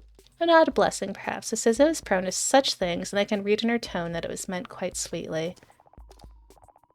You must learn to listen to Simoon, to care for her. Seek out my fellow machinists on your travels, Sable. They will teach you the art of machine whispering. Oh, and here, take this. Ooh, we got a badge. It's a machinist badge. You will meet plenty of my ilk on your gliding. Show them your worth, and they will give you more badges. I thank Sizo twice for good measure and give a bow. I'm ready. Okay. Let's hop on our bike. Can we hop on our bike? Where's our bike? Oh, you have to speak to Jody first. No, Jody, I want my bike now. Okay, we'll run and see what she has to say. Maybe this is like a sign of my youthfulness. Maybe with age comes patience. I've heard it's a virtue, but I don't know. Okay, Jody, what do you have to say? Sable, that cartographer landed this balloon while you were away. You should go speak to him to see if he can map. I nod and begin to go, but Jody gestures me back and puts something in my hand. Here's some money to get you going on your journey. Use it most wisely, and mostly wisely, and then a little unwisely when the mood strikes. Sound advice. It's good to know the value of money, but you never want to be ruled by it. I thank Jody effusively and head out on my way. Okay, so we'll go to the cartographer. I think they're right there on top of that thing. So I'm gonna go to the top of the tower and float over. Joe, I'm wondering how you're feeling about doing a part 2 of Sable in the near future. I'd be up for it, absolutely. Yeah, okay. no, I really enjoyed being on the stream and getting a chance to chat with you and the folks who joined us. So yeah, I'm always open to that. I feel like one thing I gotta say is, so like I get so much vibe from the yellow and red. It definitely like really reminds me of like the blasts that like we talked about at the museum, the atomic blast, because it just exudes like a heat, like that reds and yellows, and when one of these blasts would happen, it releases this like heat, right? It's the people know about the blast, but it also produces a ton of heat, and so that just really like just immediately makes me think, as we're talking about kind of the things that I can relate to when we talk about the museum, that those colors definitely come up a lot, those reds and yellows and that warmth that we talk about often. It's so funny, like just unintentionally, I didn't realize just like how well this game would fit in with your work, so I love that. I approached a cartographer. Greetings, child. I saw you looking longingly at my great balloon. Quite a piece of work, isn't she? I'll say she really is. I nod enthusiastically. It really is an impressive vessel. However nervous I get imagining being up there all alone. I wonder if anyone's ever fallen off of one. Best not to ask right now. Well, good to meet you. And, I should introduce myself. I'm Jordan. I tell him I'm Sable. Suppose if you've come all this way to see me, it's probably a map you're after, eh, Sable? I would love a map. I tell the cartographer I'd love a map. Of course you would. That'll be 50 cuts. Oh, so much. Okay, I guess it's not one of the options, but that's in my heart. I'll buy that now as a That's guess. what your heart's say, Yeah. telling you, I guess. Begrudgingly handed over. Perfect. Let's trade then. Okay. Confirm. A map of the US sold by members of the Cartography Guild.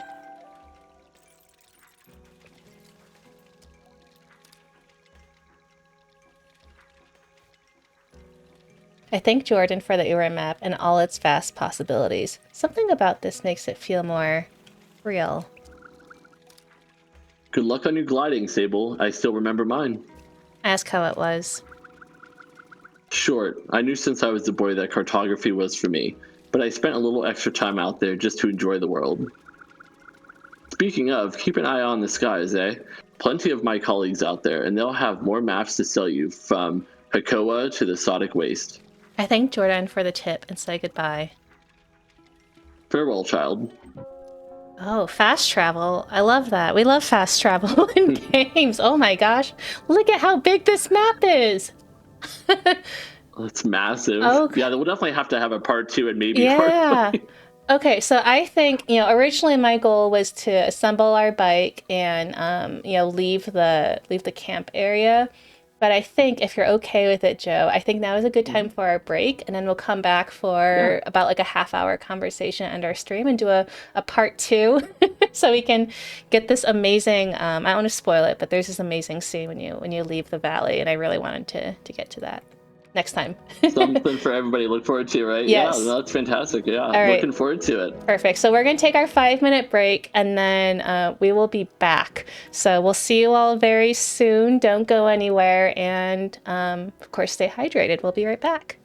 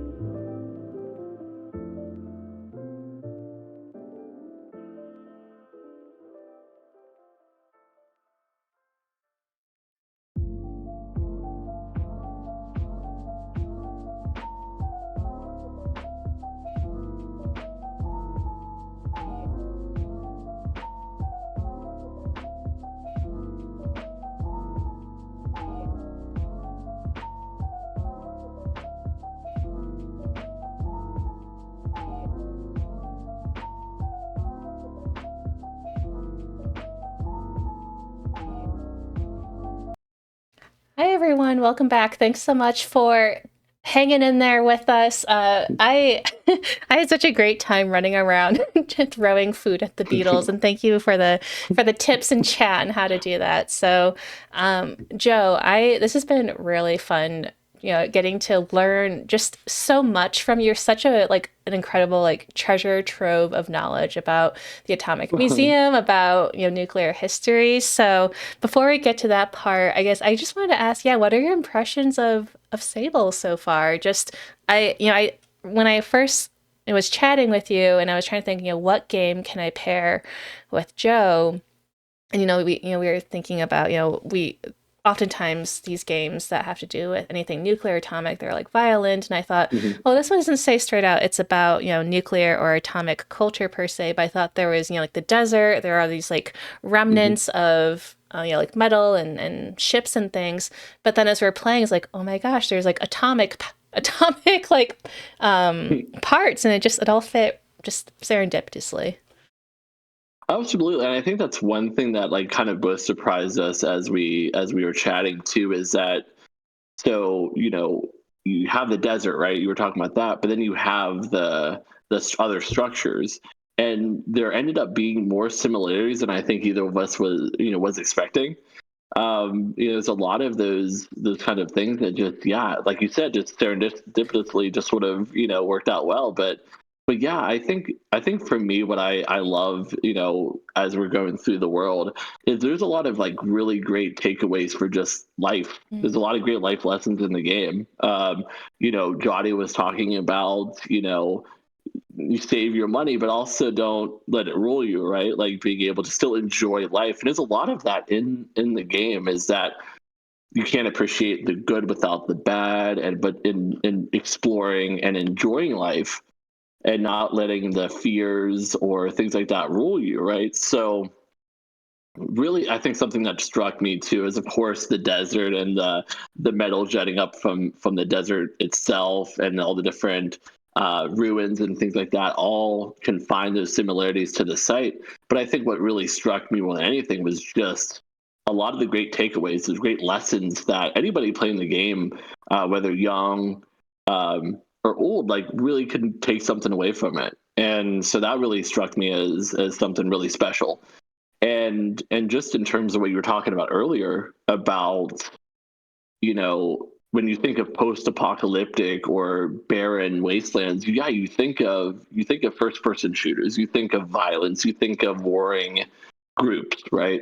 And I think that's what's special about this is that it's not like that. We talked a lot as we were playing the game about the eerie calmness, the quiet, and there's a lot of that. And I think it reflects, not to make another comparison, but going out to the site, yeah, you're usually with like a tour group, right? But if you're off on your own, like you maybe are looking at something from a different angle or different side, and you get away from the group a little bit, you really do feel a lot of that that quietness. That there's a serenity to it. Um, in a lot of ways, is that's really mirrored in it. And there is a peacefulness. And one thing that really helps with that peacefulness is that when you go out to the site, they make it so you can't take your cell phone with you. Mm. And so being unplugged and disconnected sometimes is really nice. And I think a lot of folks watching, whether while we're live or watching after the stream, is I think we can all agree that sometimes that's great for mental health, Yeah. right? Really getting disconnected a little bit, actually unplugging yourself and reminding, as we learned in the game, as it was kind of revealed, it's like it's about enjoying the world around you, not just constantly being plugged in. Yeah. No, absolutely. I think, yeah, this really beautiful game that also, yeah, reminds us to sort of just stop and take a pause and just, yeah, look outside for a bit. So yeah, thank you for sharing that. So I'm gonna open up again. Anyone in the audience, you're welcome to ask questions. We love when people ask questions. But something I like to ask all of our first time guests is, just kind of how did you get to where you are today? Like how did you, I guess, A, get to Nevada, but like how did you end up at the Atomic Museum? Were you always interested in history and, maybe like specifically like, nuclear atomic testing? And of course, when I read your bio, there are different parts of how you got to where you are today. But yeah, tell us your origin story. Yeah, that makes me sound like either a superhero or super villain. An atomic superhero, yeah, right? I wouldn't say I'm either for sure, but no, I like a lot of folks. I had interests early on, but how I got to where I am now, I mean, it it's really been a journey. Um, you were talking earlier about when you were younger, didn't really enjoy museums as much until you grew up and you really started to see the value of them. For me, it was something I enjoyed at a very young age. I knew by the time I was in high school that I wanted to work in museums, and that came from my mom and my stepdad and my dad and my stepmom. I was lucky to have two sets of great parents who would oftentimes take me when we would go on vacation, take me to different historic sites or different museums or other cultural landmarks. And it was really great for me because it helped me to appreciate things in a way that I don't think you always would as a kid. Like sometimes you want to go, go, go, you want the next thing, but to actually sit back and learn about the past really makes you feel grateful for where we're at as a society, and understanding that times change, and it helps you kind of look in the back, or excuse me, look back into the past and also learn from that as well. And so I knew, like I said, when I was in high school that I wanted to do it. And then, I went to, as you mentioned earlier, I went to undergrad in Northwestern Ohio. And, I grew up in Western Pennsylvania. And so that was just far away. It was just far away enough that I was able to sort of, become a little bit more independent. I love my family, but it was nice to kind of go off on my own and in an environment where, I could, get out of my comfort zone a bit more. And that was really helpful to me. And I took a year off, which after I graduated in 2010, I took a year off, and the professors were telling me, "Don't take a year off; you'll never go back." Like it was just a lot of those, but I needed it just to kind of, I didn't want to burn out, Right. right? And so, as I was looking for grad programs, I knew I wanted to go even further out of my comfort zone. So I wanted to try and find a place even further away that's a different type of culture, different part of the United States. And one of the universities that I applied to and got accepted to was University of Louisiana Lafayette, and that was a great experience. Just meeting people from different backgrounds, learning more about Cajun Creole culture, and also just meeting, just learning more about just that area of the United States in general. And how I got into working with the Atomic Museum came actually as part of one of the things I did for ULL, University of Louisiana Lafayette, where we went to a public history conference as a class. And I met my future boss at that conference. He was giving a presentation. I started up a conversation with him. And the year before, I had actually been an intern at the California Trail Interpretive Center in Elko, Nevada. And so I was talking to him about how I was out in Elko and all of that, and he was telling me a little bit about the Atomic Museum. At that point, it was called our official name is the National Atomic Testing Museum, but we go by Atomic Museum. It's a lot less challenging to roll off. So we're a national museum, and so I was chatting with him about that, and then when I was looking at opportunities, internship became available with the museum. I reached out and ended up going out there, and was there for a few months in 2012. So I should say 2013. And I left, went back to Louisiana, and I got a phone call about a month later, and a position opened up, and they invited me to come out to Las Vegas and to join the museum. And for a student right out of school, it's a great opportunity. You don't get a lot. Oftentimes, that doesn't happen, especially in the history field. It's one of those that can be a challenge. But it was, yeah, I've never looked back. And so the topic itself was something new to me for sure. I knew a little bit about it, what everybody pretty much does. The atmospheric testing, the 1950s, all of that. understanding they still existed. Mm-hmm. I'm a child of unfortunately, September 11th, Yeah. 2001. So I remember the discussions at that time were Yeah. a lot of weapons of mass destructions, right? Destruction. So, I knew that these existed, but I didn't know much about it. And so a lot of my first year was just learning more about it.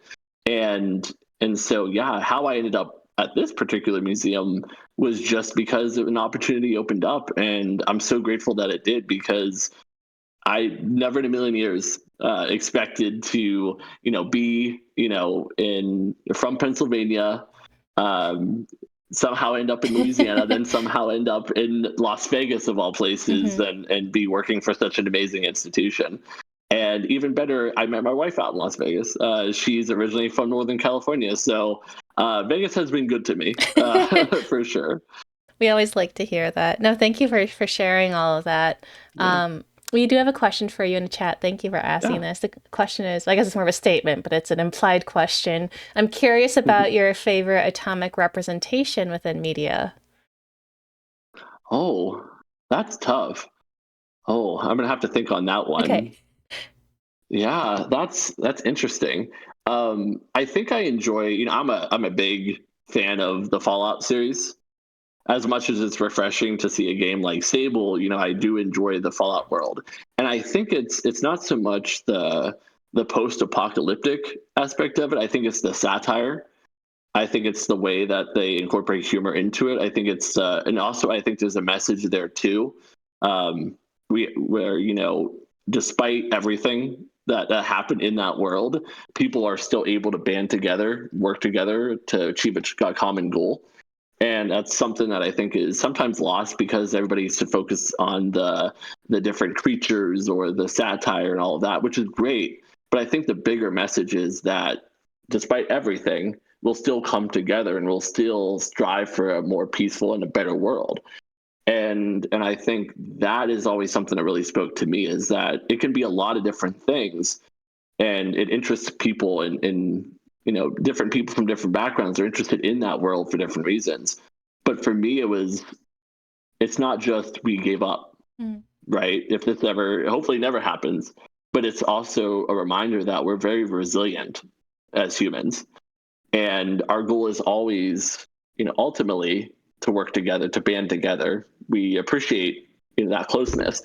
So, and I compared stuff to, with everything, with COVID, is, we also realized how much we miss being together, right? There's that togetherness that you lose. You realize how much you missed it when you don't have it. And I think, seeing that, like, despite everything, everybody banding together and that connections that are formed, I think that's really cool, because it does speak to, we'll find a way always. It hopefully never comes to pass. Hopefully, there's that's a fear that's existed for, since 1945, when these bombs were first created, but we've always found a way to avoid it, and hopefully that's the case You moving forward. have I seen, sorry to interrupt, I feel like I saw a video No, recently. yeah. Don't you carry Fallout merchandise at the museum? Am I making this up? No, we do carry Fallout merchandise, absolutely. And a lot of what we look for with our merchandise and the exhibits, that was the question earlier too, was, you know how we come up with our exhibits and things like that. And oftentimes, because of the heavy subject, and we do talk about the heavier aspects of it, but we also understand that some people's, because we're in Las Vegas, right?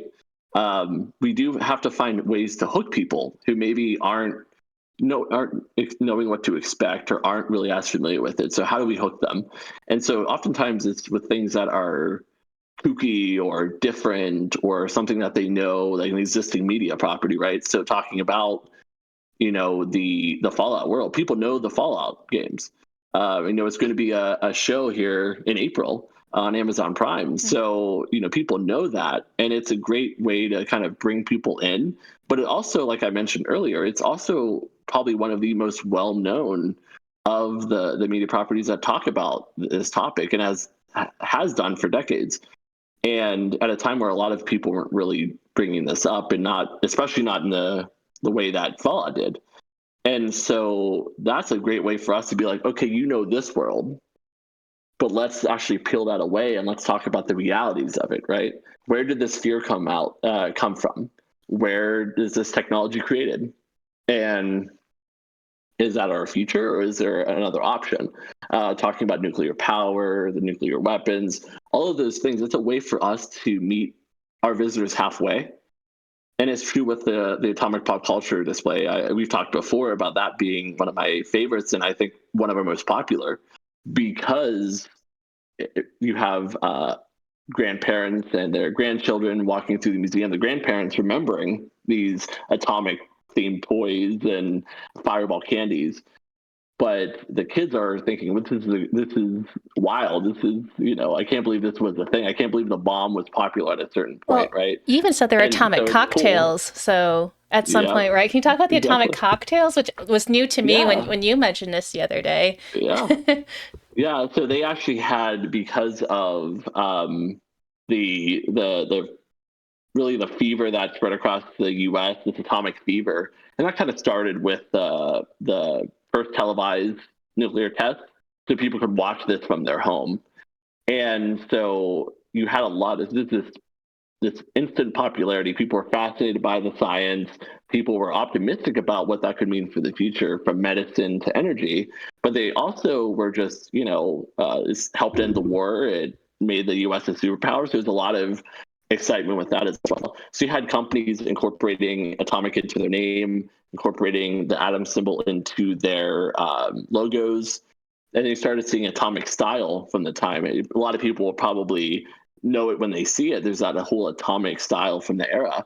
But Vegas, of course, with the casinos, they will, capitalize on anything, right? So they were, because only about 65 miles northwest of Las Vegas, that's where they're testing these bombs, and they know that the bombs will, release a flash when they first detonate. They were like, oh, we should, out on Fremont, we should host rooftop viewing parties of these bombs. And they would also serve these atomic cocktails, oftentimes with like this orangish hue to them.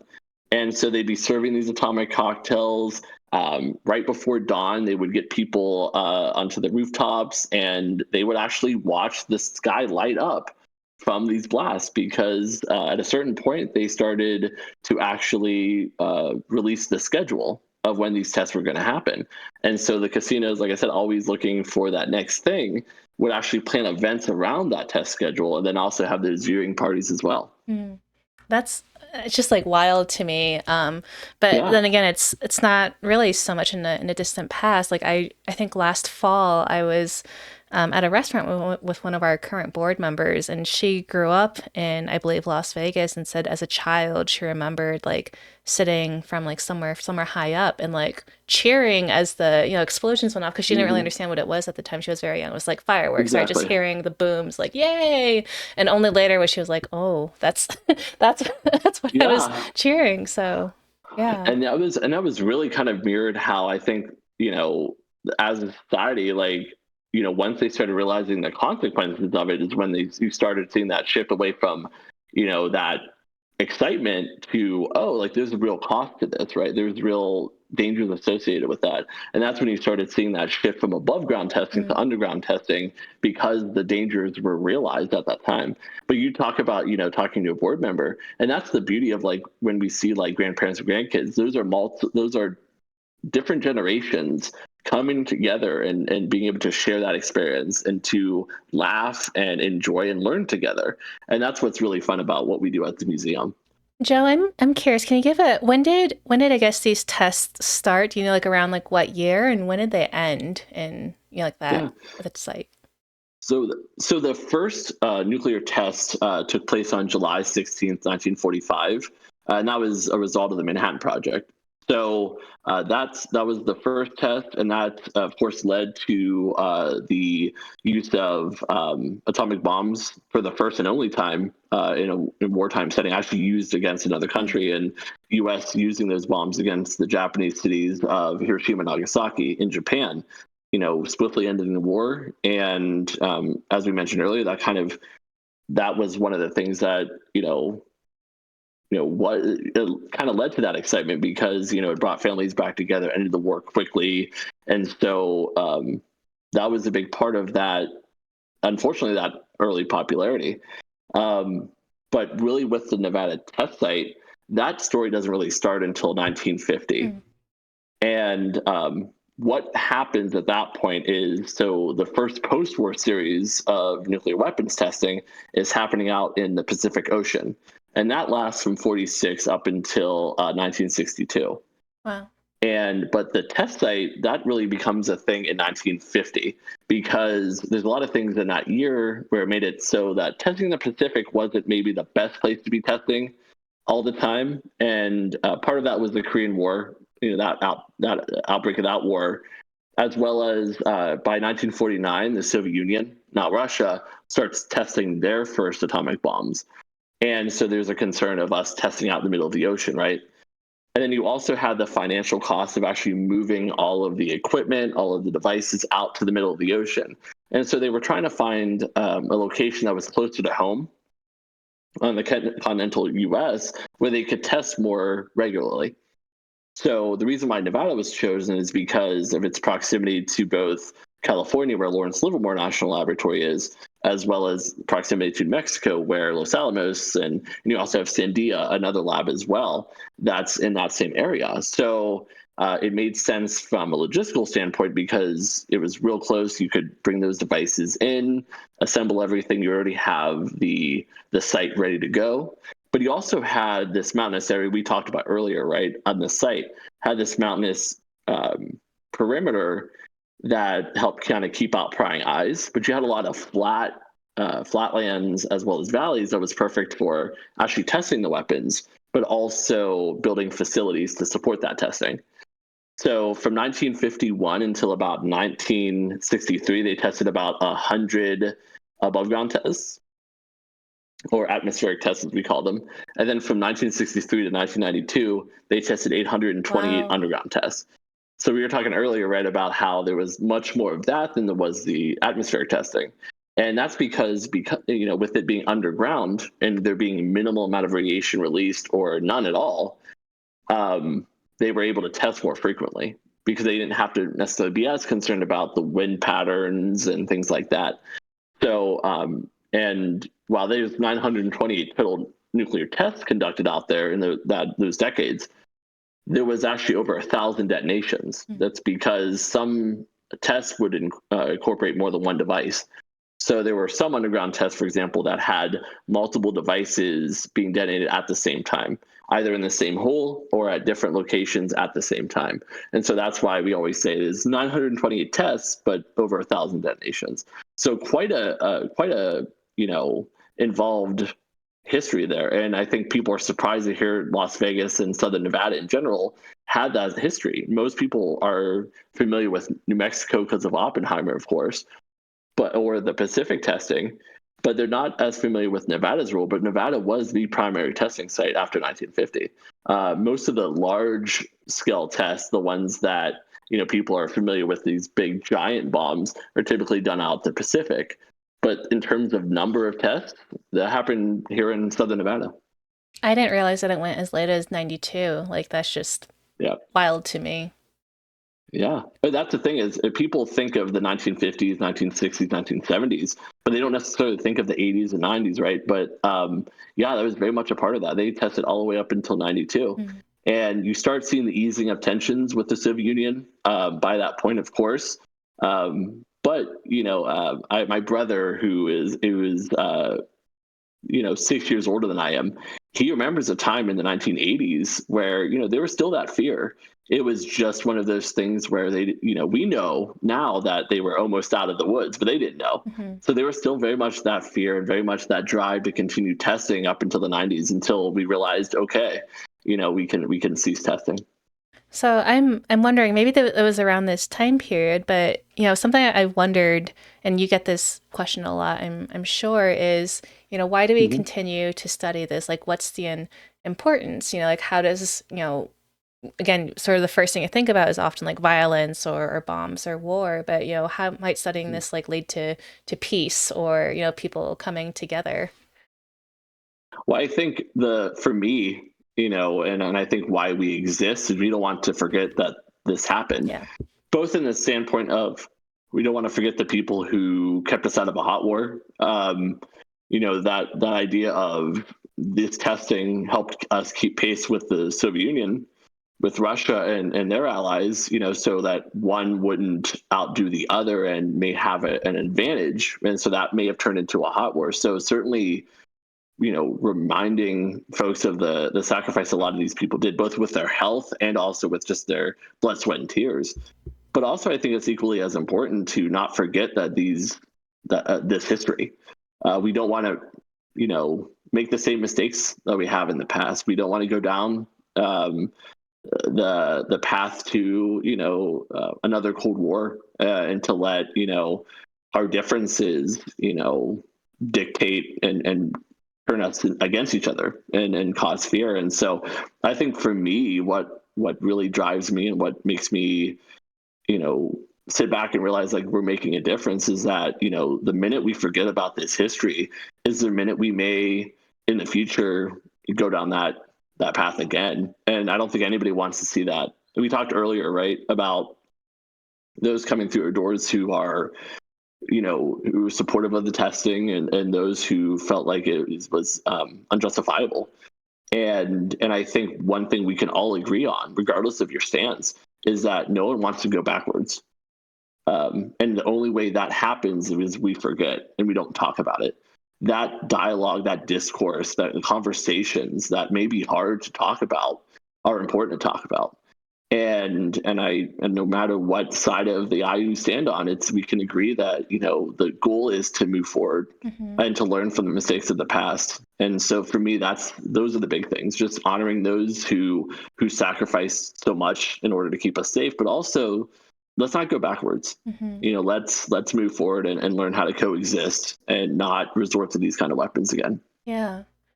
Well, I'm glad that you're doing this work. Absolutely. And I feel like I love how, in the work that you do at the museum with your exhibits, but also like outside partnerships, there is this, serious nature, of course, to what you do, but, of course, you get to play and, examples, literally with Humanities at Play, but also most recently with, I'm going to give a shout out to Proliferation. I'm wondering if you can talk more about this. So your coworker Matt was actually the one who told me about this, but I thought this was such a cool thing. So we'll shout them out. And if you want to talk a little bit more about the Proliferation game and the people who came to you, that'd be great. Yeah, absolutely. So it's a local game company out here in Las Vegas. And, they reached out because through Kickstarter, they were able to fund this game called Proliferation, which really looks at is both educational and also meant to be fun. And so a lot of what they did a lot of research into different types of weapons, and tests that have taken place in the past. And so it's a great way to educate and to learn about this history, but at the same time still be enjoyable. And so it's a really cool partnership that we have with them. We sell it in our museum store.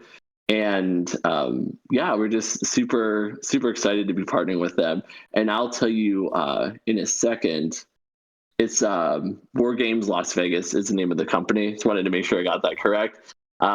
They're fantastic.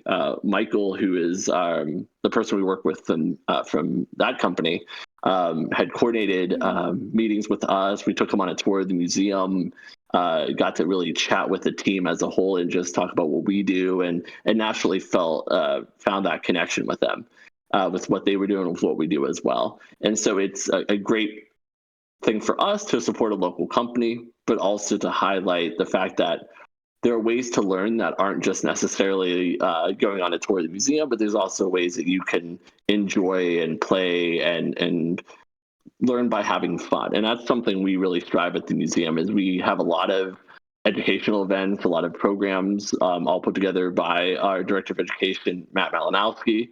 And ultimately, we talked about this earlier, right? It's getting people in with fun things, but also educate them on this history and the science and all of that. STEM is a big part of what we do, of course, but we don't want them to feel like they're learning. We don't want to stand up there at a podium and tell them about the history, and but want them to have fun with it. And so things like Proliferation, a game that really is they include real tests and real information about those tests, and really you are, building up a stockpile, right?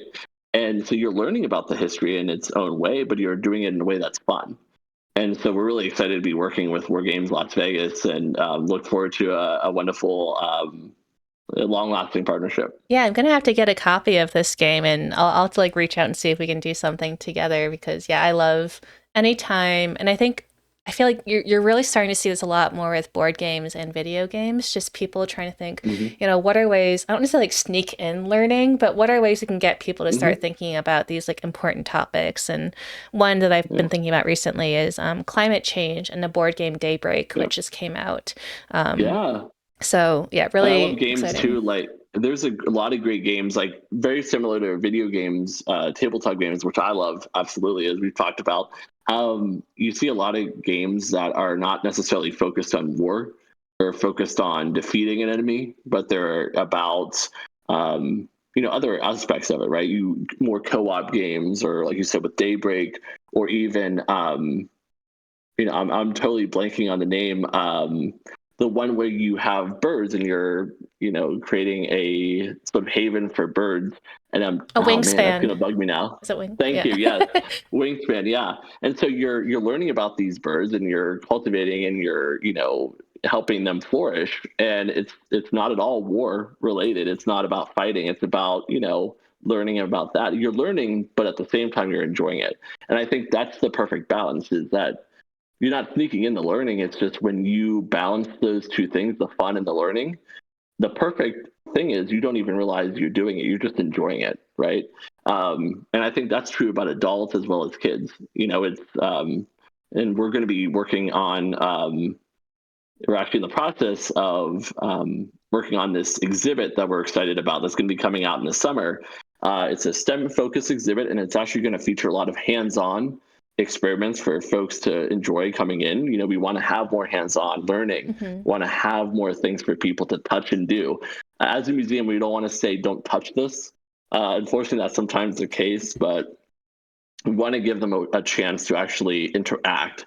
And so they'll be learning about fission and fusion, as well as radiation, and also learn more about just atomic structures, but they'll be doing as well as learning. And so that's something we hope to do more of in the future. That's super cool.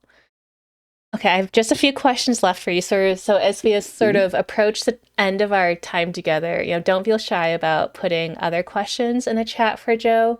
But I wanted to ask, what do the humanities mean to you? And there's no right or wrong answer, but I always like to hear what people have to say. For me, when I think of humanities, I think of, we just talked about learning, right? I think a lot about cultures, and how that's a really big aspect of the humanities, is learning about other cultures and learning about people. And I think for me, what humanities means to me is that opportunity for growth and learning. I think, we were talking about earlier with the how connected we are as a society, and in a lot of ways that's great, right? You get to meet people from all over the world. And but I think also too, like, our attention span sometimes of, kind of shortened over the years, and we maybe don't necessarily take the time to learn more about other people. So oftentimes we are sort of jump to the conclusion that, because of one interaction, that this is how this person is, and that's how everybody in that demographic is. And I think one thing that humanities is so great at is learning about different cultures, um, highlighting the differences, but also really celebrating the similarities too, and reminding everyone that we're all people. And whether you're from Japan, the United States, or Russia, or China, or Germany, or wherever, that there are things that we share in common, and there are things that make us different. But it's not enough. Just I think, we talk a lot about tolerance. I don't think it's enough to just tolerate it. We have to appreciate each other. And so through that, appreciating the differences and the different cultures that exist, both past cultures and present cultures too. And for me, humanity is the way to become better people, um, and to also understand and learn about the world around us, and come together. And I think through humanities, you'll see with what you're doing with Nevada Humanities, and I know you have a lot of great programs, but learning how to coexist and learning how to respect one another and to see again, find those connections. We're all people. We're all going through the same highs and lows, but that doesn't mean that we can't work together and can't coexist. So for me, humanities is just learning and appreciating other cultures and really, I think, stretching our broadening our horizons, stretching the ideas that we can accept and learn about. Something I like that you said, I think you mentioned the word past at some point, and it made me think about the work that you're doing at the museum and how just like, even though I guess, I don't want to say we're the same culture, but just a group of like American history, like just 50 years Mm-hmm. ago, learning about the values and beliefs and what people were doing at that time. The people who were excited about drinking atomic liquors, on the rooftops of the casinos, and that's just like Yeah, really fascinating. And so yeah, it could even be in times past or future, not just across geographic distances. So thank you for sharing that. yeah, Um, absolutely. yeah. Actually, this is a tangent, or maybe it's related. Um, do you know about the history of atomic liquor? And because that's like Mm-hmm. is that the oldest bar in Vegas? Or, It's definitely been around for a long time, and part of it kind of goes back to what we were talking about, where companies would kind of adopt yeah. the term atomic because it was the in thing, right? It was kind of synonymous with cool in the 1950s, and so supposedly it was one of the places that would entertain guests who were wanting to see the blast go off, and they would sometimes host those viewing parties too, is from what I've heard. Hmm. We've worked with them from time to time in the past, and great team over there. And yeah, it's definitely a part of that era for sure. And Fremont itself and this all the downtown area. People forget that was Vegas at one point, and so when we talk about a lot of this pop culture and a lot of this time period in the 1950s, a lot of that's being experienced in that downtown area. And so and again, that's got a culture and a vibrancy. It's got its own vibrant culture, vibrant history in that own area too, not just necessarily the Strip, which is great, of course, but there's a vibrant culture downtown, and that goes back decades and is really tied to what we talk about. Okay, everyone in chat, I think hit up Joe for like a walking tour of Fremont if you're in Vegas or next time you're there, because I think this would be super cool. So I'm just like Yeah, wheels are spinning in my absolutely. head. Okay, the last question I Yeah. have for you is, what are your top three places or things to do in Nevada? This is like a chance for you to shout out just things that you like that don't necessarily have to be touristy, but if there are, that's always okay. I really enjoy my wife and I both really enjoy the arts district downtown. We were just talking about downtown. Everyone knows about the Strip and all the shows that they have there, but what's amazing about the arts district is it's a lot of local artists. It's a lot of local performers and actors. And so it's really cool way to support people here in Las Vegas who are really passionate. I don't know if I've met any group of people more passionate about anything than I have the people downtown the artists that make it, have really revitalized that area in a lot of ways. And so the arts district is one I always love to shout out because if you want to support local, artists, that's a place to do it. I'm just going to say And really it's like, quickly, our Nevada Humanities office in Vegas is located in an arts district. So there you go. exactly, and that's just happenstance, but it's one thing we really love too, and so that's one that really comes to mind right out the get go, and also I think one thing we talked about earlier, folks in chat and you too, Kathleen, were talking about Red Rock, and I think the nature surrounding Las Vegas, it doesn't get enough love. We have parks and we have historic sites, we have natural wonders, and so Red Rock. But you also have places here in Vegas that like the Springs Preserve, the Wetlands Park, that really do a great job of highlighting. Just nature of the area and just how even though we live in a desert, there's so much more to that. There's so many different it's a microcosm and just an ecosystem here. And it's great to celebrate that and also to learn more about why it's important to conserve water, for example, right? We live in the desert, but a lot of us don't really understand or appreciate what that means and what's involved in that. So talking about the plants and animals and the natural world around us, I think is really cool. It's Vegas has a lot of great things, but that doesn't get enough love, I don't think. So that's one for sure that really stands out. And so many great things about Nevada. It's really tough to narrow it down to three. I really enjoy one great thing too is in Tonopah. There's a Mitzpah Hotel, and I remember going there for a Nevada Museums Association conference. And they take you on like a haunted tour of the hotel, supposedly haunted, and there's a lot of history in that area. And I think it's an example of the amazing towns in Nevada that don't necessarily get as much attention as a Las Vegas or even a Reno. And so highlighting the history, the rich history of Tonopah and the Mitzvah Hotel and how like all those stories weaving into it's ghost stories, but it's all part of that history of the area, right? So those are the ones that I always love to shout out is the downtown experience in Las Vegas, the natural, amazing, just beauty of Las Vegas and Southern Nevada as a whole, and also Northern Nevada and Central Nevada too.